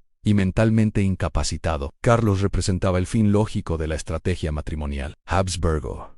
La familia que había conquistado Europa mediante bodas se extinguía por la misma razón. La ironía era cruel pero perfecta. La sucesión española, cuando Europa se dividió un imperio mientras Carlos II agonizaba sin herederos, las cortes europeas negociaban frenéticamente su sucesión. Había dos candidatos principales: Felipe de Anjou, nieto de Luis XIV de Francia, y bisnieto de Felipe IV por línea materna, y el archiduque Carlos de Austria, hijo del emperador Leopoldo, y descendiente también de los Habsburgo españoles. Ambos tenían argumentos legales. Francia tenía la ventaja dinástica más cercana. Austria representaba continuidad Habsburgo. Luis XIV y las potencias marítimas Inglaterra y Holanda negociaron tratados de partición que dividirían el imperio español para mantener el equilibrio de poder europeo. Pero estos tratados ignoraban la opinión española. Los españoles, después de 200 años de dominio Habsburgo, querían preservar la integridad territorial de su imperio, no verlo dividido como botín entre potencias extranjeras. Carlos II, en sus últimos días lúcidos, firmó un testamento nombrando a Felipe de Anjou heredero de todos sus territorios, con la condición de que nunca se uniera la corona española con la francesa. La lógica era que Francia era suficientemente poderosa para defender la integridad del imperio español contra intentos de partición. En 1700, Carlos murió. Felipe de Anjou fue proclamado rey de España como Felipe V. A Luis XIV aceptó la herencia para su nieto, pero rápidamente quedó claro que no respetaría la separación entre Francia y España. Felipe V permaneció en la línea sucesoria francesa. Tropas francesas ocuparon posiciones estratégicas en los Países Bajos españoles. Luis XIV obtuvo concesiones comerciales españolas en América. Las potencias europeas, aterrorizadas ante la posibilidad de una unión franco-española que dominaría completamente Europa, formaron la Gran Alianza y declararon la guerra. Comenzó la Guerra de Sucesión Española 1701 a 1714, el conflicto que finalmente terminaría con el dominio Habsburgo en España y transformaría fundamentalmente el sistema político europeo. La guerra fue global, combatida en Flandes, Alemania, Italia, España y América. La decisión de Carlos II fue compleja y controvertida. El Consejo de Estado español debatió intensamente. Algunos favorecían al candidato austriaco para mantener continuidad Habsburgo. Otros argumentaban que solo Francia tenía poder para preservar la integridad territorial española. El cardenal Portocarrero, figura influyente, apoyó decisivamente a Felipe de Anjou. El testamento de Carlos fue su último acto significativo, quizás el único acto verdaderamente independiente de su reinado. Al elegir a Felipe, Carlos priorizó la integridad del imperio sobre la continuidad dinástica Habsburgo. Era decisión pragmática, no sentimental. Los españoles habían soportado 200 años de guerras para defender intereses Habsburgo. Ahora los Habsburgo austriacos deberían luchar por España si realmente les importaba. La muerte de Carlos cerró un capítulo histórico. Con él se extinguía la línea Habsburgo española, una dinastía que había gobernado España durante casi 2 siglos, transformándola de reino ibérico en eje de imperio global, y finalmente dejándola empobrecida, despoblada y exhausta. La Guerra de Sucesión en España, dividida contra sí misma. La Guerra de Sucesión española fue única porque España misma estaba dividida. Felipe V, el candidato Borbón apoyado por Francia, controlaba Castilla y tenía el apoyo de la mayoría de la población castellana. El archiduque Carlos, apoyado por Austria, Inglaterra y Holanda, encontró apoyo en Aragón y especialmente en Cataluña, que veían en él la oportunidad de preservar sus fueros tradicionales amenazados por el centralismo borbónico. Esta división reflejaba tensiones políticas profundas dentro de España. Castilla aceptaba el centralismo administrativo y veía en Felipe V continuidad ad legítima. Aragón y Cataluña temían que los Borbones, influenciados por el modelo absolutista francés, destruyeran sus instituciones tradicionales. Preferían un Habsburgo que respetara la estructura policéntrica de la monarquía española. En la guerra fue brutal. Barcelona fue asediada en 1706 y en 1714 en Valencia fue conquistada y reprimida. Batallas como Almansa 1707 decidieron el control de territorios enteros. Mientras tanto, en el resto de Europa, los ejércitos aliados luchaban contra Francia en Flandes, donde el duque de Marlborough ganó victorias espectaculares en Blenheim, Ramillies y Oudenarde. La situación cambió dramáticamente en 1711 cuando el archiduque Carlos heredó inesperadamente el trono imperial austriaco como Carlos VI. Súbitamente las potencias marítimas se enfrentaban a un problema. Si Carlos ganaba también España, se reconstruiría el imperio de Carlos V. Exactamente el tipo de hegemonía que la guerra pretendía evitar. Inglaterra y Holanda perdieron interés en continuar la guerra para instalar a Carlos en Madrid. Negociaron separadamente con Francia, abandonando a sus aliados catalanes y austriacos. Los tratados de Utrecht 1713 y Rastatt 1714 terminaron la guerra con una solución de compromiso. Felipe V fue reconocido como rey de España, pero renunció formalmente a sus derechos a la sucesión francesa. España perdió todos sus territorios europeos no ibéricos. Los Países Bajos españoles y los territorios italianos pasaron a Austria, Gibraltar y Menorca, a Inglaterra, Sicilia, a Saboya, para a Cataluña.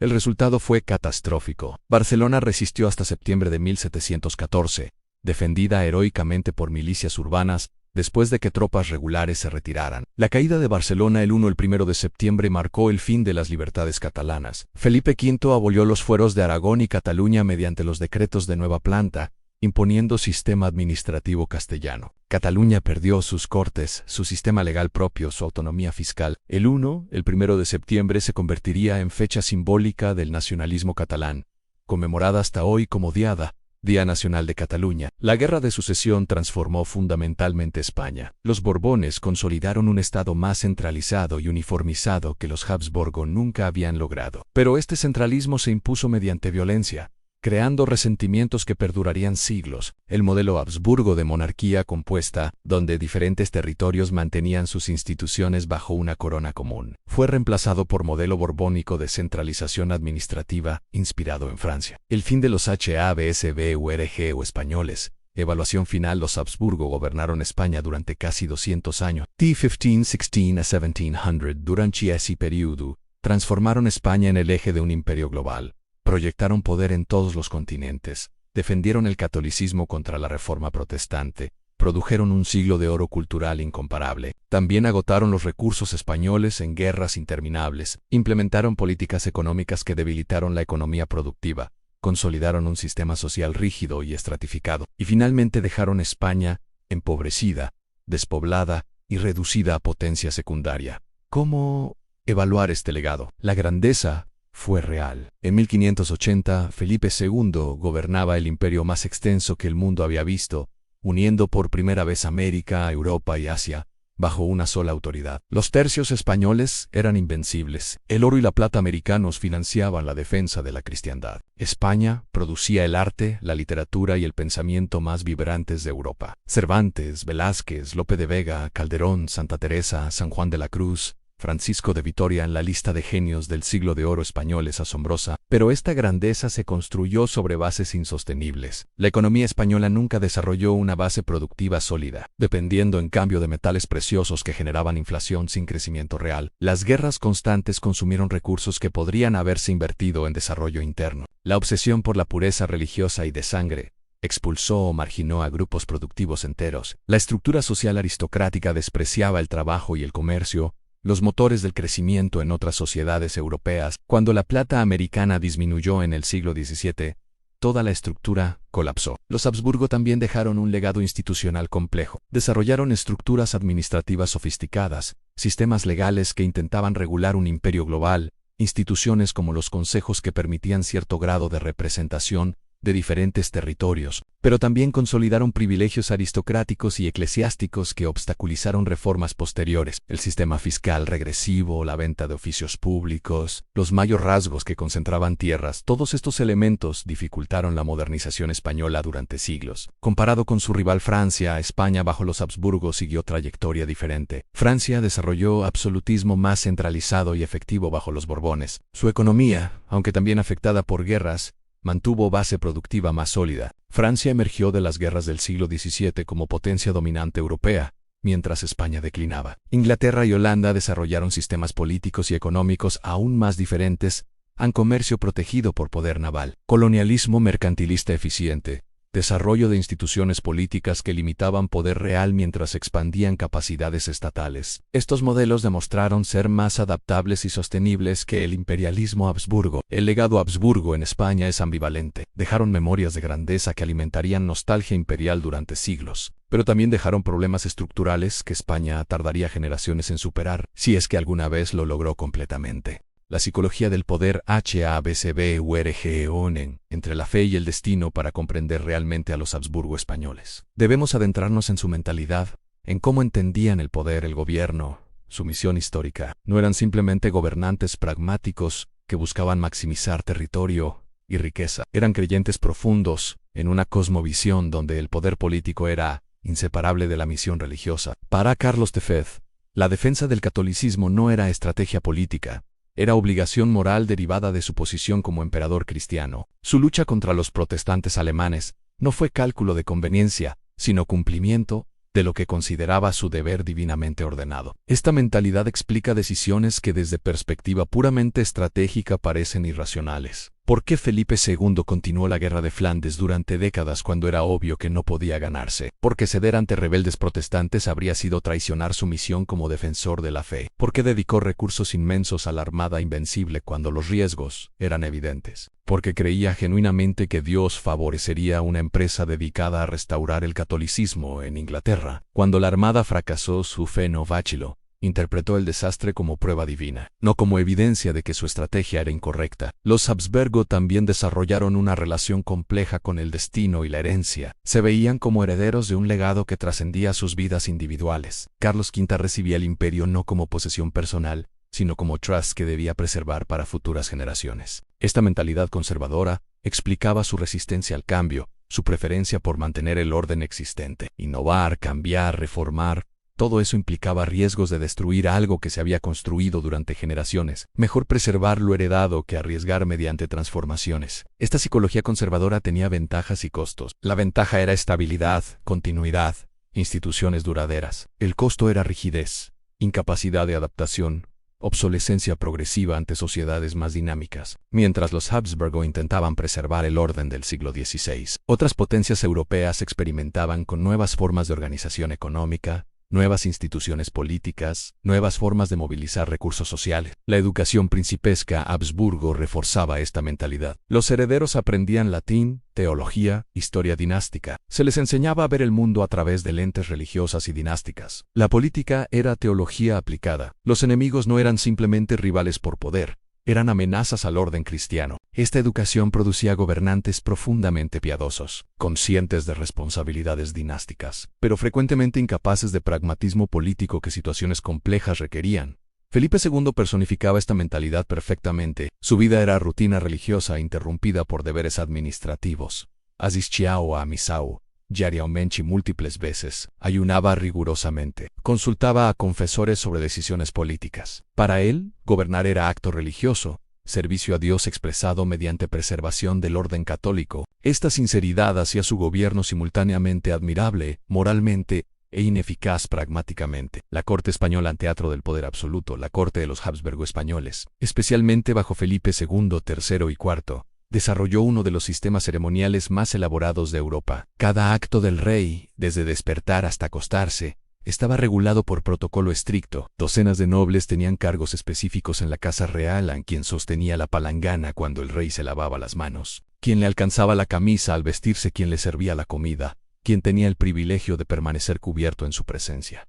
Este ceremonial no era decoración vacía, era teatro político que comunicaba jerarquía, orden la naturaleza cuasi divina de la autoridad real. El rey no era simplemente un administrador político, era figura sacra cuya persona física representaba el cuerpo místico del reino. El acceso al rey estaba cuidadosamente controlado. Solo ciertos nobles de alto rango podían entrar a sus aposentos privados. Las audiencias públicas seguían protocolos rígidos. El rey aparecía en público solo en ocasiones cuidadosamente coreografiadas en ceremonias religiosas, autos de fe de la Inquisición cogidaus, Gitorus, recepciones de embajadores. En estos momentos su presencia era performance que reafirmaba la estructura social y política del reino. Esta elaboración ceremonial tenía propósitos políticos claros. En un imperio tan extenso y diverso, donde el rey nunca podía estar físicamente presente en la mayoría de sus territorios, el ceremonial creaba una presencia simbólica. Virreyes y gobernadores replicaban la etiqueta cortesana en sus propias cortes locales, creando una red de símbolos que conectaba territorios dispersos mediante un lenguaje visual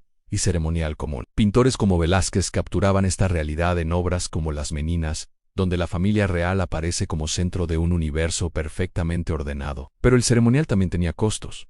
Aislaba al rey de realidades sociales. Felipe IV podía vivir en un mundo de perfección estética en sus palacios mientras Castilla se despoblaba y empobrecía. La distancia entre la magnificencia cortesana y la miseria popular crecía, creando dos Españas radicalmente diferentes que coexistían sin tocarse. La etiqueta borgoñona, introducida por Carlos V y refinada por sus sucesores, era particularmente rígida. El rey comía solo, servido ceremonialmente. Mantenía compostura facial imperturbable en público. No mostraba emociones. Esta impasibilidad real comunicaba control, dominio sobre pasiones, superioridad sobre humanidad común, pero también creaba distancia psicológica enorme entre monarca y súbdito. El rey era objeto de veneración, no persona con quien relacionarse humanamente. Las mujeres de la familia real vivían en aislamiento aún más estricto. Las infantas raramente aparecían en público. Pasaban días en aposentos privados, rodeadas de damas de compañía, dedicadas a oración y labores femeninas apropiadas. Su vida era preparación para matrimonios dinásticos que las enviarían a cortes extranjeras como instrumentos de política exterior. La corte también era centro de intriga constante. Facciones nobiliarias competían por influencia, los validos manipulaban acceso al rey. Embajadores extranjeros intentaban penetrar la opacidad ceremonial para comprender realmente qué ocurría. Este mundo de apariencias cuidadosamente controladas ocultaba frecuentemente caos, incompetencia, corrupción. El oro y la plata, la maldición del tesoro americano.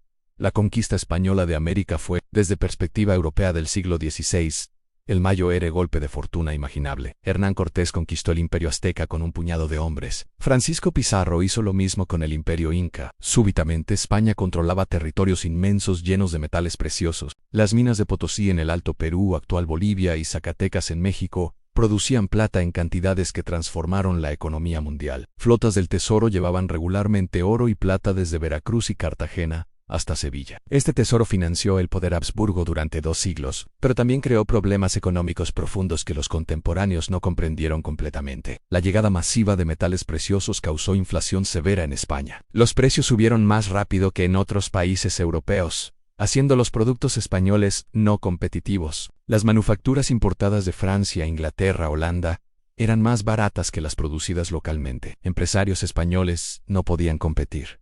La industria textil colapsó. España se convirtió en importadora neta, y el oro y la plata que llegaban salían rápidamente hacia otros países europeos para pagar estas importaciones. España funcionaba como conducto que transfería riqueza americana al resto de Europa sin retener los beneficios. Los economistas de la Escuela de Salamanca, como Martín de Azpilcueta, ya en el siglo XVI, identificaron la conexión entre abundancia de dinero e inflación, anticipando teorías económicas que no se formalizarían hasta siglos después. Pero sus advertencias fueron ignoradas. El gobierno español continuó dependiendo de ingresos americanos para financiar gastos corrientes, especialmente militares. Esta dependencia creó un círculo vicioso: necesidad de plata para financiar guerras, presión sobre colonias americanas para producir más, llegada de más plata, más inflación, menos competitividad, más necesidad de importaciones, más necesidad de plata. El sistema era insostenible, pero se mantuvo durante décadas porque parecía funcionar. Siempre llegaba plata suficiente para pagar las deudas más urgentes, postergar bancarrotas, financiar una campaña militar más. La extracción de plata en Potosí dependía del trabajo forzado indígena mediante el sistema de mita, que obligaba a comunidades indígenas a proporcionar trabajadores para las minas. Las condiciones eran brutales. Miles de indígenas murieron en las minas por accidentes, exposición al mercurio usado en procesamiento de plata, o simplemente agotamiento. Potosí se convirtió en símbolo tanto de la riqueza del Imperio español como de su crueldad. La ciudad creció hasta convertirse en una de las más grandes del mundo, con más de 160.000 habitantes en su apogeo, comparable a Londres o París. Pero era ciudad construida sobre sufrimiento masivo. La plata también transformó economías globales. Fluía de América a España, de España a Europa, de Europa a Asia, especialmente China, que absorbía cantidades inmensas de plata para su economía monetizada. Por primera vez en la historia, un sistema económico verdaderamente global emergió, conectando continentes mediante flujos de metal precioso. Los tercios en la columna vertebral militar del imperio. El poder Habsburgo español descansaba militarmente en los tercios, unidades de infantería que dominaron los campos de batalla europeos durante casi 150 años. Los tercios eran formaciones combinadas de piqueros y arcabuceros, luego mosqueteros, que operaban en bloques densos capaces de resistir caballerías y derrotar otras infanterías mediante combinación de fuego y choque. Su efectividad no era solo táctica, sino psicológica. Los tercios desarrollaron un espíritu de cuerpo extraordinario, una reputación de invencibilidad que a menudo derrotaba enemigos antes de que comenzara la batalla. Los soldados de los tercios eran profesionales, muchos veteranos de múltiples campañas, pasaban años, a veces décadas, en servicio militar continuo. Desarrollaban lealtad no solo al rey, sino a sus camaradas, a sus banderas, a la reputación de su unidad. Esta profesionalización los hacía superiores a las levas de campesinos, que formaban la mayoría de otros ejércitos europeos. Su disciplina en combate era legendaria. Podían mantener formación bajo fuego de artillería, ejecutar maniobras complejas en medio de batalla, resistir ataques de caballería que habrían roto otras infanterías. Los tercios lucharon en todos los frentes del Imperio Habsburgo. En Italia, derrotaron a los franceses en Pavía en 1525, capturando al rey Francisco Llané en Alemania, sostuvieron la causa católica durante la Guerra de los 30 Años en Flandes. Lucharon durante 80 años contra los rebeldes holandeses. Su momento de supremacía terminó en Rocroi en 1643, cuando un ejército francés más moderno, usando tácticas innovadoras desarrolladas por Gustavo Adolfo de Suecia, destruyó un tercio español en campo abierto. Rocroi no terminó inmediatamente la efectividad de los tercios, pero marcó simbólicamente el fin de su invencibilidad. La infantería española continuaría luchando durante décadas, pero ya no dominaría campos de batalla como había hecho durante el siglo XVI. Rocroi reveló que otras potencias europeas habían desarrollado sistemas militares más efectivos, basados en unidades más pequeñas y flexibles, uso masivo de fuego de mosquete, integración superior de artillería. La vida del soldado de los tercios era dura, pero ofrecía oportunidades inexistentes en la vida civil. Muchos se alistaban escapando de la pobreza rural. El ejército proporcionaba comida regular, camaradería, posibilidad de botín, prestigio social. Un veterano de los tercios era respetado, temido. Las canciones y literatura celebraban su valor. El soldado fanfarrón se convirtió en tipo literario popular, reflejo de cómo la sociedad española idealizaba a estos guerreros profesionales, pero la realidad era frecuentemente miserable en campañas interminables en territorios hostiles, pagas irregulares que llegaban con meses de retraso, enfermedades, heridas sin tratamiento médico adecuado, vejez sin pensiones. Los motines de los tercios por pagas atrasadas fueron comunes, especialmente en Flandes, donde soldados hambrientos y sin pagar saqueaban ciudades aliadas cuando el tesoro real se agotaba. La organización de los tercios reflejaba jerarquía social española no oficiales, eran nobles o hidalgos, soldados rasos venían de clases populares, pero el campo de batalla era meritocracia relativa, donde valor y experiencia podían elevar a hombres de origen humilde. Algunos soldados rasos ascendían a oficiales mediante actos de valor extraordinario, aunque esto era excepcional. La mayoría permanecía en rangos inferiores toda su vida militar,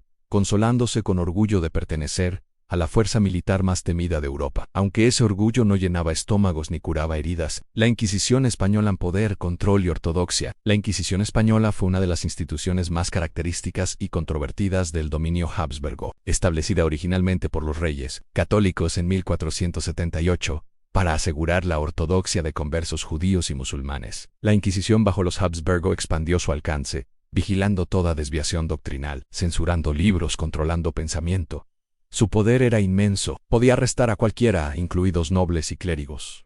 Sus procedimientos eran secretos. Los acusados no conocían a sus acusadores. La tortura estaba permitida para extraer confesiones. Las sentencias incluían desde penitencias públicas hasta ejecución en la hoguera. Los autos de fe, ceremonias públicas donde se ejecutaban las sentencias, eran eventos masivos que combinaban teatro religioso, afirmación de ortodoxia, y terror ejemplar. La Inquisición no era una institución exclusivamente religiosa, era también instrumento de control social y político. Vigilaba conversos, moriscos, protestantes, alumbrados, cualquier grupo que pudiera amenazar la uniformidad religiosa que los Habsburgo consideraban esencial para la estabilidad política. En un imperio tan diverso, la uniformidad católica era el pegamento ideológico que mantenía unidos territorios dispares. Disidencia religiosa era potencialmente traición política. Las estadísticas sobre la Inquisición han sido debatidas extensamente. Historiadores modernos sugieren que las ejecuciones fueron menos numerosas que la leyenda negra afirma. Quizás 3 a 5 mil durante 3 siglos.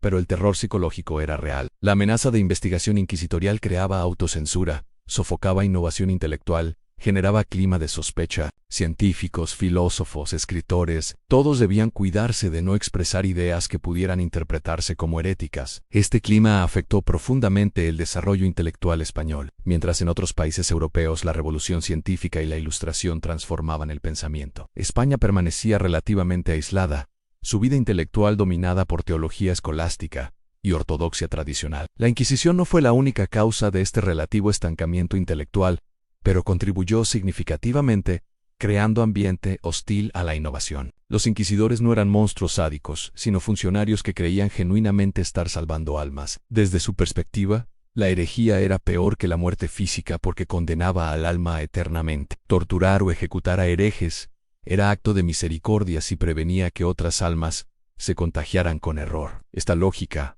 aterradora para mentalidad moderna, era perfectamente coherente dentro de la cosmovisión católica contrarreformista.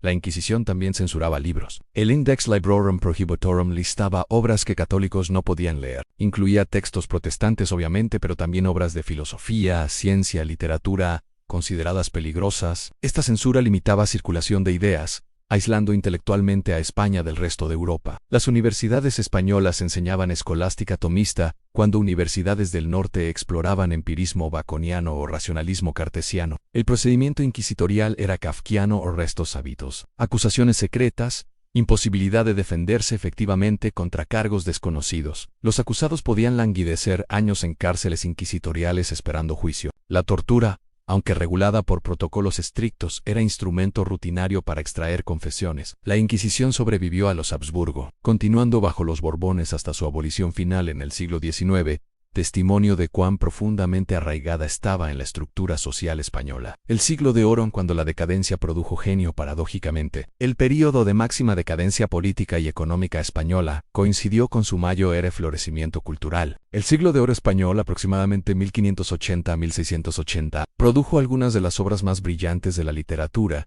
arte y teatro mundiales. Miguel de Cervantes escribió Don Quijote, probablemente la novela más influyente jamás escrita. Lope de Vega produjo más de 1000 obras teatrales, creando el Teatro Nacional Español. Calderón de la Barca exploró temas filosóficos profundos en obras como La vida es sueño. Velázquez creó pinturas que revolucionaron el arte europeo. Francisco de Zurbarán, Murillo, Rivera el Greco, todos produjeron obras maestras. ¿Cómo explicar esta paradoja? ¿Por qué la cultura florecía mientras la sociedad declinaba? Quizás precisamente porque la sociedad declinaba. El arte frecuentemente florece en momentos de crisis, cuando las certezas colapsan y surgen preguntas fundamentales. El siglo de oro español es profundamente melancólico, obsesionado con temas de ilusión, desengaño, la naturaleza transitoria del poder. Don Quijote es fundamentalmente una meditación sobre la imposibilidad de vivir según ideales en un mundo que los ha superado. La vida es sueño pregunta si la realidad misma puede conocerse. Las pinturas de Velázquez capturan momento preciso donde la magnificencia cortesana comienza a revelar su vacuidad. Los Habsburgo fueron mecenas importantes del siglo de oro en Felipe IV. Aunque gobernante mediocre, fue coleccionista de arte sofisticado que encargó obras a Velázquez y otros maestros. La corte proporcionaba patronazgo que permitía a artistas y escritores crear. Los nobles competían por patrocinar dramaturgos y poetas. La iglesia encargaba pinturas y esculturas. Este sistema de patronazgo sostenía una producción cultural extraordinaria, pero había tensión constante entre poder político y libertad creativa. La Inquisición censuraba, la corte imponía temas apropiados, la ortodoxia religiosa limitaba expresión. Los creadores del siglo de oro operaban dentro de restricciones estrechas, lo que hacía sus logros aún más notables. Cervantes pasó años en cautiverio en Argel, luchó en Lepanto, fue encarcelado por problemas financieros. Su vida fue serie de fracasos y desilusiones. Don Quijote emerge de esa experiencia de desengaño, transformando fracaso personal en meditación universal sobre la naturaleza de la realidad y la ilusión. El teatro español del Siglo de Oro era fenómeno popular, no solo elitista. Los corrales de comedias en Madrid, patios descubiertos donde se representaban obras, atraían audiencias de todas las clases sociales, nobles en palcos, artesanos en el patio, mujeres en la cazuela, todos compartían experiencia teatral. Las obras trataban temas de honor, amor, religión, política, usando lenguaje poético elevado, pero también humor grosero, que entretenía al pueblo. Lope de Vega teorizó sobre este teatro nacional en su arte nuevo de hacer comedias, defendiendo mezcla de tragedia y comedia, rechazo de unidades clásicas, prioridad del entretenimiento popular sobre reglas académicas. El arte de Velázquez representa la cumbre de la pintura barroca. Sus retratos de la familia real son simultáneamente celebración de poder y revelación de su humanidad vulnerable. En Las Meninas el artista se incluye cuestionando las relaciones entre realidad y representación, entre observador y observado. La poesía del Siglo de Oro exploraba tanto temas religiosos profundos como erotismo apenas velado. Góngora desarrolló estilo culterano de complejidad barroca extrema. Quevedo combinaba sátira mordaz con meditaciones sobre muerte y desengaño. Sor Juana Inés de la Cruz en Nueva España defendía el derecho femenino al conocimiento en versos brillantes que desafiaban convenciones de género de su época. La administración imperial al gobernarlo administrar el Imperio Habsburgo Español era tarea de complejidad sin precedentes. Territorios en 4 continentes, docenas de lenguas, sistemas legales diferentes, instituciones locales, celosas de su autonomía, todo tenía que coordinarse desde Madrid o Bayo Carlos de Fiz, desde donde estuviera la corte imperial. Los Habsburgo desarrollaron un sistema administrativo basado en consejos especializados, el Consejo de Castilla para asuntos internos castellanos, el Consejo de Aragón para los reinos orientales, el Consejo de Italia, el Consejo de Flandes, el Consejo de Indias para América, el Consejo de Portugal después de 1580. Cada consejo asesoraba al rey en su área, preparaba legislación, administraba justicia. Este sistema permitía cierto grado de especialización, pero también creaba jurisdicciones superpuestas y conflictos entre consejos. Las decisiones importantes ascendían hasta el rey, quien frecuentemente consultaba múltiples consejos antes de decidir. Este proceso era meticuloso pero extremadamente lento. Las órdenes podían tardar meses en formularse, otros meses en llegar a destino. Para cuando una orden real llegaba a Manila o Lima, la situación que la había motivado podía haber cambiado completamente. Los virreyes y gobernadores locales tenían considerable autonomía de facto, frecuentemente interpretando órdenes reales, de manera que se adaptara a realidades locales. La famosa frase, se acata pero no se cumple, resumía esta práctica en: se reconocía la autoridad del rey, pero se posponía la implementación de órdenes impracticables. La administración también dependía enormemente de comunicaciones escritas. Cada decisión administrativa generaba documentos en peticiones, informes, consultas, resoluciones, todo meticulosamente registrado. El Archivo de Indias en Sevilla contiene kilómetros de estanterías llenas de documentos coloniales, testimonio del esfuerzo burocrático por controlar mediante escritura. Este sistema generaba empleo para una vasta burocracia de letrados, escribanos, secretarios, todos educados en derecho y retórica, pero también creaba oportunidades para corrupción lente decisional, rigidez excesiva. La venta de oficios públicos, práctica común para generar ingresos, colocaba puestos administrativos en manos de quienes podían pagar, no necesariamente quienes eran más competentes. Los oficios venales se convertían en propiedad heredable, creando dinastías burocráticas que veían sus cargos como patrimonio familiar, no como servicio público. Los letrados, graduados en Derecho Canónico y Civil de universidades como Salamanca, formaban la clase administrativa del imperio. Su entrenamiento enfatizaba jurisprudencia romana, casuística escolástica, retórica latina. Eran expertos en encontrar precedentes legales, interpretar textos, construir argumentos jurídicos elaborados. Esta experticia era valiosa para un imperio que se gobernaba mediante ley escrita, pero también generaba tendencia al formalismo excesivo, donde procedimientos legales correctos importaban más que resultados prácticos. El sistema de visitas y residencias intentaba controlar corrupción. Los oficiales salientes eran sometidos a residencias, investigaciones públicas donde cualquiera podía presentar quejas contra su administración. Virreyes y gobernadores podían ser visitados, inspeccionados por comisionados reales durante sus mandatos. Estos mecanismos proporcionaban cierto control, pero también creaban oportunidades para venganzas personales, chantajes, más corrupción. La distancia entre Madrid y los territorios imperiales creaba tensión constante entre directivas centrales y realidades locales. Lo que parecía razonable en un despacho madrileño podía ser impracticable en Lima o Manila. Los administradores locales desarrollaban arte de aparentar obediencia mientras implementaban políticas que respondían a circunstancias locales, manteniendo ficción de control centralizado mientras ejercían autonomía considerable. América en el imperio dentro del imperio. Los territorios americanos fueron la joya del imperio Habsburgo español, fuente de su riqueza y símbolo de su alcance global.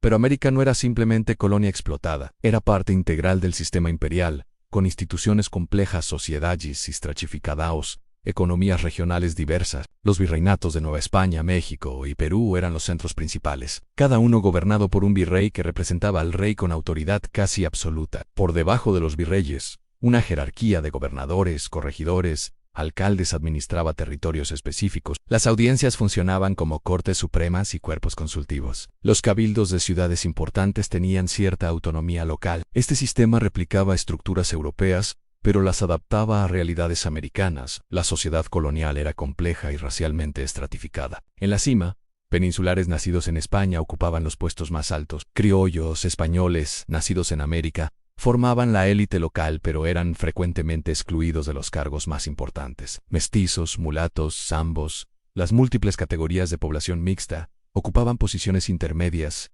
Indígenas y africanos, esclavizados formaban la base productiva. Esta estratificación racial no era simplemente social, estaba codificada legalmente en pinturas de castas que documentaban meticulosamente las categorías raciales y sus jerarquías. La economía colonial giraba alrededor de la minería, especialmente plata, pero también incluía agricultura, ganadería, manufactura textil, enobrajes. El sistema de encomienda, que otorgaba a conquistadores y colonos derechos sobre trabajo indígena, generó debates teológicos sobre la legitimidad de la conquista y los derechos de los indígenas. Francisco de Vitoria y Bartolomé de las Casas argumentaron que los indígenas tenían almas y derechos naturales, cuestionando las bases morales de la conquista. Estos debates, únicos en la historia imperial europea, resultaron en leyes como las Nuevas Leyes de 1542, que intentaron proteger a poblaciones indígenas. Aunque su implementación fue limitada, la Iglesia fue actor crucial en América colonial. Franciscanos, dominicos, jesuitas, agustinos establecieron misiones que evangelizaban, pero también educaban, proporcionaban servicios sociales. Frecuentemente protegían indígenas contra abusos de colonos. Las misiones jesuitas en Paraguay crearon comunidades indígenas autogobernadas que funcionaron durante siglo y medio. Experimentos sociales únicos que combinaban cristianismo con organización comunal indígena. Pero la evangelización también implicaba destrucción de culturas indígenas, templos derivados, códices quemados, prácticas religiosas prohibidas. Las ciudades coloniales americanas replicaban modelos urbanos españoles con plaza central, catedral, palacio de gobierno, calles en cuadrícula, pero también desarrollaron características propias, adaptándose a climas tropicales, incorporando elementos arquitectónicos indígenas, creando síntesis culturales únicas. Ciudad de México se construyó literalmente sobre las ruinas de Tenochtitlán, capital azteca, usando piedras de templos derribados para edificar iglesias católicas. Lima se convirtió en ciudad de los reyes, centro administrativo del virreinato peruano. Potosí, ciudad minera, creció hasta convertirse en una de las urbes más grandes del mundo, testimonio del poder económico que la plata representaba. La población indígena sufrió colapso demográfico catastrófico durante el siglo XVI por enfermedades europeas, trabajos forzados, disrupciones sociales. Estimaciones sugieren que la población indígena de México cayó de aproximadamente 20 millones antes de la conquista a menos de 2 millones. Mediados del siglo XVII, este fue uno de los mayores desastres demográficos de la historia humana, aunque sus causas fueron principalmente epidemiológicas más que intencionales. Manila y el Galeón, cuando España conectó 3 continentes. Uno de los logros más extraordinarios del Imperio Habsburgo español fue establecer conexión comercial regular entre Asia, América y Europa. El eslabón clave era el Galeón de Manila, barco que anualmente navegaba desde Manila en Filipinas hasta Acapulco en Nueva España, llevando especias, sedas, porcelanas chinas y retornaba con plata mexicana. Esta ruta conectó economías de 3 continentes. Plata americana no solo fluía a España, gran parte iba a China vía Manila, donde se intercambiaba por productos asiáticos. China, con su economía monetizada basada en plata, absorbía cantidades inmensas de metal americano. Mercaderes chinos en Manila comerciaban con representantes españoles, creando uno de los primeros mercados verdaderamente globales. Los productos asiáticos que llegaban a Acapulco se transportaban por tierra hasta Veracruz, se embarcaban a España y desde allí se distribuían por Europa. Manila misma era ciudad extraordinaria, probablemente la más multicultural del mundo en el siglo XVII. Españoles, mexicanos, filipinos, chinos, japoneses, malasios. Todos convivían y comerciaban. El barrio chino de Manila, el Parián, era centro comercial bullicioso donde se podían encontrar productos de toda Asia. Jesuitas establecieron colegios que educaban a élites filipinas y chinas. La Catedral de Manila realizaba ceremonias que combinaban elementos hispánicos y asiáticos, pero Filipinas era territorio periférico en el sistema imperial español, siempre deficitario, requiriendo subsidios anuales desde México para mantener guarniciones y administración. Su valor era estratégico más que económico.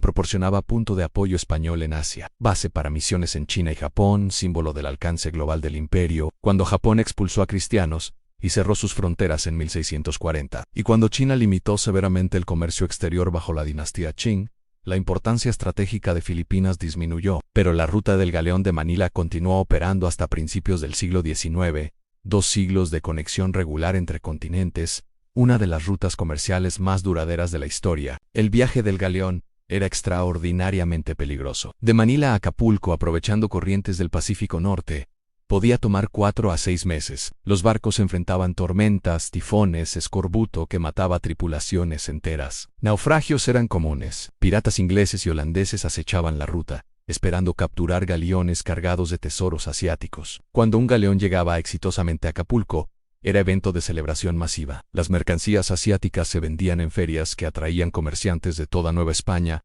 y más allá. Seidas, chinas, porcelanas, especias, marfiles, lacas, todos encontraban mercados ávidos en América y Europa. La ruta también transportaba ideas, plantas, animales entre continentes. El comercio del galeón introdujo productos americanos como el cacao y el maíz en Filipinas, donde se integraron en la agricultura local. Inversamente, productos asiáticos como el mango y el tamarindo llegaron a América vía Manila. Esta transferencia colombina operaba en ambas direcciones del Pacífico, no solo en el Atlántico, creando verdaderamente una primera globalización. Los anglis, mercaderes chinos residentes en Manila, formaban comunidad próspera pero vulnerable. Periódicamente tensiones entre españoles y chinos escalaban a matanzas donde miles de sanglis eran asesinados. Estos ciclos de integración económica y violencia étnica revelaban las contradicciones de un sistema colonial que dependía de comerciantes chinos pero los despreciaba racialmente. Después de cada masacre, nuevos mercaderes chinos llegaban, atraídos por oportunidades comerciales, reiniciando el ciclo.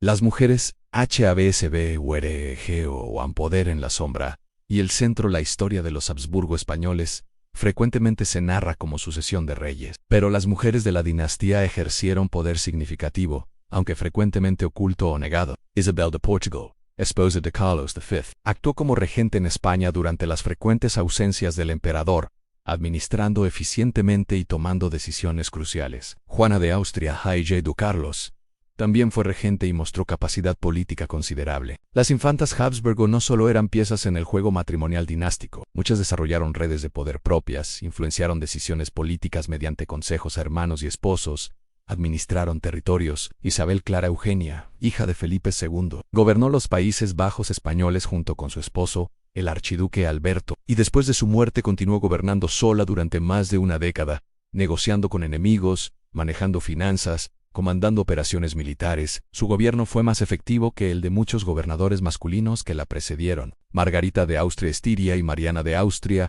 reinas y reinas madre, ejercieron poder considerable durante las regencias, enfrentándose a nobles, validos y facciones cortesanas. Margarita de Austria, esposa de Felipe III, influyó significativamente en su esposo. Mariana de Austria luchó por mantener poder durante la minoría de Carlos II, enfrentándose al valido don Juan José de Austria. Las mujeres también ejercieron poder religioso y cultural. Santa Teresa de Ávila reformó el Carmelo, estableció conventos, escribió textos místicos profundos, navegando cuidadosamente entre innovación religiosa y ortodoxia, exigida por la Inquisición. Sor Juana Inés de la Cruz en Nueva España produjo poesía y teatro brillantes, defendió el derecho de las mujeres a la educación. Las reinas y princesas eran mecenas de arte, música, literatura. Sin embargo, el poder femenino siempre operaba dentro de restricciones estrictas. Las mujeres no podían heredar normalmente el trono español. Su educación, aunque frecuentemente sofisticada, las preparaba para roles de apoyo, no liderazgo autónomo. Su poder era legítimo solo cuando actuaban como regentes para hijos menores o como consortes, aconsejando esposos. La correspondencia entre mujeres Habsburgo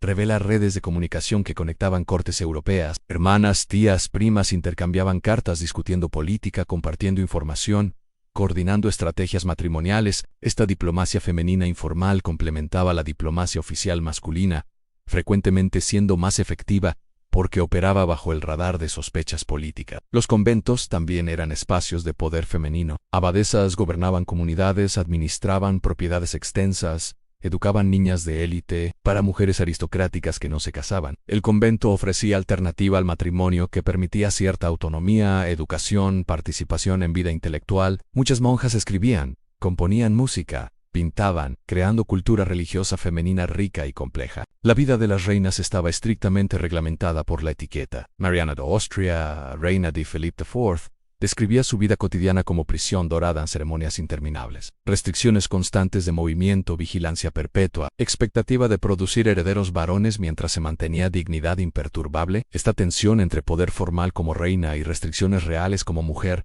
definía la experiencia femenina en la corte Habsburgo. Las infantas educadas para matrimonios dinásticos aprendían idiomas, danza, música, protocolo cortesano, pero raramente política o administración. Se esperaba que fueran hermosas, piadosas, fértiles, obedientes. Aquellas que mostraban inteligencia o ambición política debían disfrazar estas cualidades como virtudes femeninas apropiadas. Piedad religiosa, devoción familiar, caridad. El poder femenino era legítimo solo cuando se ejercía indirectamente, mediante influencia sobre hombres, nunca abiertamente como autoridad propia. El declive como proceso, como caen los imperios. El declive del Imperio Habsburgo español no fue evento súbito, sino proceso prolongado, que se extendió durante todo el siglo XVII. Los historiadores han debatido extensamente sus causas, proponiendo explicaciones económicas, militares, demográficas, culturales, políticas. La realidad es que múltiples factores interactuaron creando espiral descendente difícil de revertir.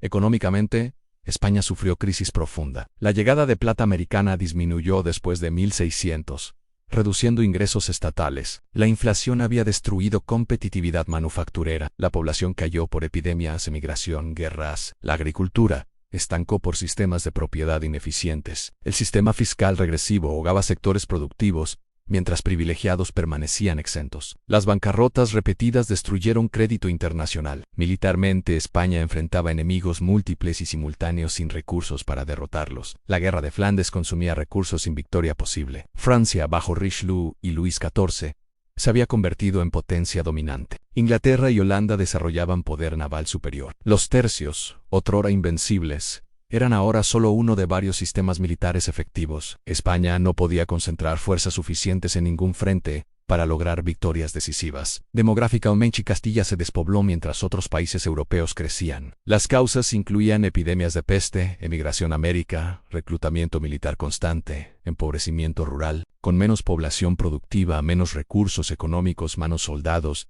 menos capacidad de proyectar poder. Culturalmente, España desarrolló mentalidad defensiva y conservadora, mientras otros países europeos experimentaban con nuevas ideas políticas, económicas, científicas. España se aferraba a ortodoxia tradicional. La Inquisición sofocaba innovación. Las universidades españolas enseñaban escolástica cuando universidades inglesas y holandesas exploraban ciencia experimental. El sistema de valores aristocrático despreciaba comercio e industria, precisamente cuando esas actividades impulsaban crecimiento en otras sociedades. Políticamente, la monarquía perdió efectividad. Los reyes del siglo XVII, Felipe III, Felipe IV, Carlos II, eran gobernantes débiles que delegaban en válidos frecuentemente incompetentes o corruptos. El sistema de consejos se volvió esclerótico. Las reformas de Olivares fracasaron precipitando rebeliones. La coordinación entre diferentes partes del imperio se deterioró. Los historiadores han propuesto teorías sobre el declive español. Algunos enfatizan factores económicos estructurales, la maldición de los recursos naturales, la enfermedad holandesa causada por plata americana. Otros señalan factores culturales, valores aristocráticos anticomerciales, influencia sofocante de la Iglesia. Algunos argumentan que la sobreextensión imperial era insostenible, que ningún imperio tan vasto podía mantenerse con tecnologías de comunicación y transporte del siglo XVII. Probablemente, Todos estos factores contribuyeron. El declive imperial es raramente monocausal. Los imperios caen cuando múltiples problemas convergen simultáneamente, cuando las instituciones pierden capacidad de adaptación, cuando las élites priorizan intereses particulares sobre bien común, cuando enemigos múltiples coordinan ataques, cuando la población pierde fe en el proyecto imperial. Todos estos elementos estaban presentes en la España del siglo XVII, creando tormenta perfecta que transformó la potencia hegemónica del siglo XVI en potencia secundaria del siglo XVIII. El declive también fue psicológico. A medida que las derrotas se acumulaban, la confianza española se erosionaba. La literatura del período refleja desengaño, melancolía, sensación de que tiempos gloriosos habían pasado irrevocablemente. Esta mentalidad de decadencia se volvió profecía autocumplida, donde la creencia en el declive contribuía al declive mismo. Lecciones del poder Habsburgoa que revela sobre imperios y destinos. Cuando contemplamos los 2 siglos de dominio Habsburgo en España, ¿qué lecciones extraemos sobre la naturaleza del poder imperial, sobre cómo los imperios surgen, se sostienen y finalmente declinan? Los Habsburgo demostraron que el poder puede construirse mediante estrategia paciente más efectivamente que mediante conquista violenta. Su ascenso fue resultado de matrimonios cuidadosamente planificados durante generaciones, no de grandes batallas. Demostraron que la legitimidad dinástica y religiosa puede sostener imperios, incluso cuando la fuerza militar es insuficiente. Los territorios aceptaban autoridad Habsburgo porque era legalmente legítima y religiosamente sancionada, no solo porque tenían ejércitos poderosos, pero también revelaron los límites fundamentales del poder imperial. Ningún imperio, sin importar cuán vasto, puede mantenerse indefinidamente si sus fundamentos económicos son insostenibles. La dependencia española de plata americana sin desarrollo de economía productiva interna creó estructura que inevitablemente colapsaría cuando el flujo de plata disminuyera. Ningún imperio puede luchar simultáneamente en múltiples frentes sin eventual agotamiento. La sobreextensión estratégica de los Habsburgo españoles,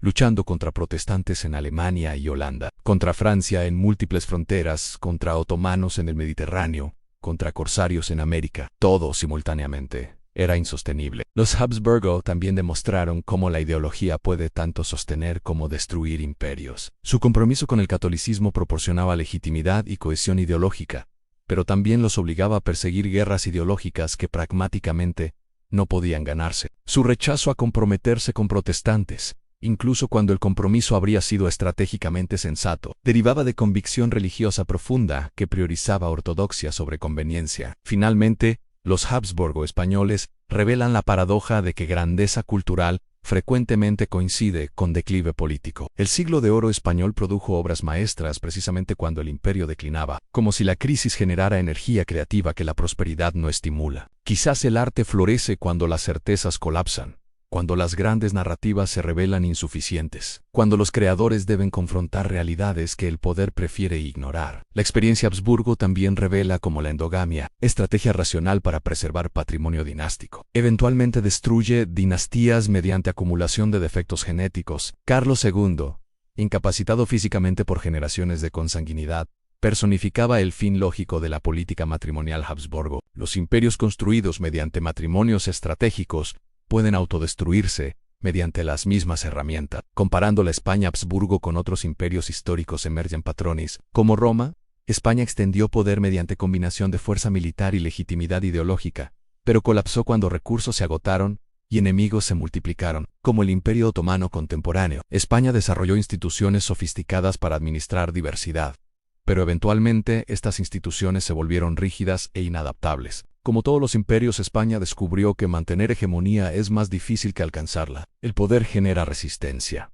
Los éxitos imperiales despiertan coaliciones de enemigos. Los costos de mantener dominio crecen mientras los recursos disminuyen. Eventualmente, incluso los imperios más poderosos alcanzan límites, y entonces comienza el declive irreversible hacia fragmentación e irrelevancia. La historia Habsburgo enseña que los imperios son construcciones humanas temporales, no órdenes eternos, surgen de circunstancias específicas, se sostienen mediante esfuerzos continuos y caen cuando esos esfuerzos ya no son suficientes. El poder imperial es siempre ejercicio precario de equilibrio entre recursos y ambiciones, entre capacidades y amenazas, entre lo posible y lo deseable. Esta fue la historia completa de los Habsburgo en España, desde Carlos I hasta Carlos II, desde el momento de máxima expansión hasta el declive inevitable. Un imperio que conectó continentes, defendió una fe produjo cultura incomparable, y finalmente reveló que ningún poder, sin importar cuán grande es permanente. El sol eventualmente se pone en todos los imperios, y en ese ocaso a veces se crea el arte más profundo. Descansa ahora con esta historia. Buenas noches.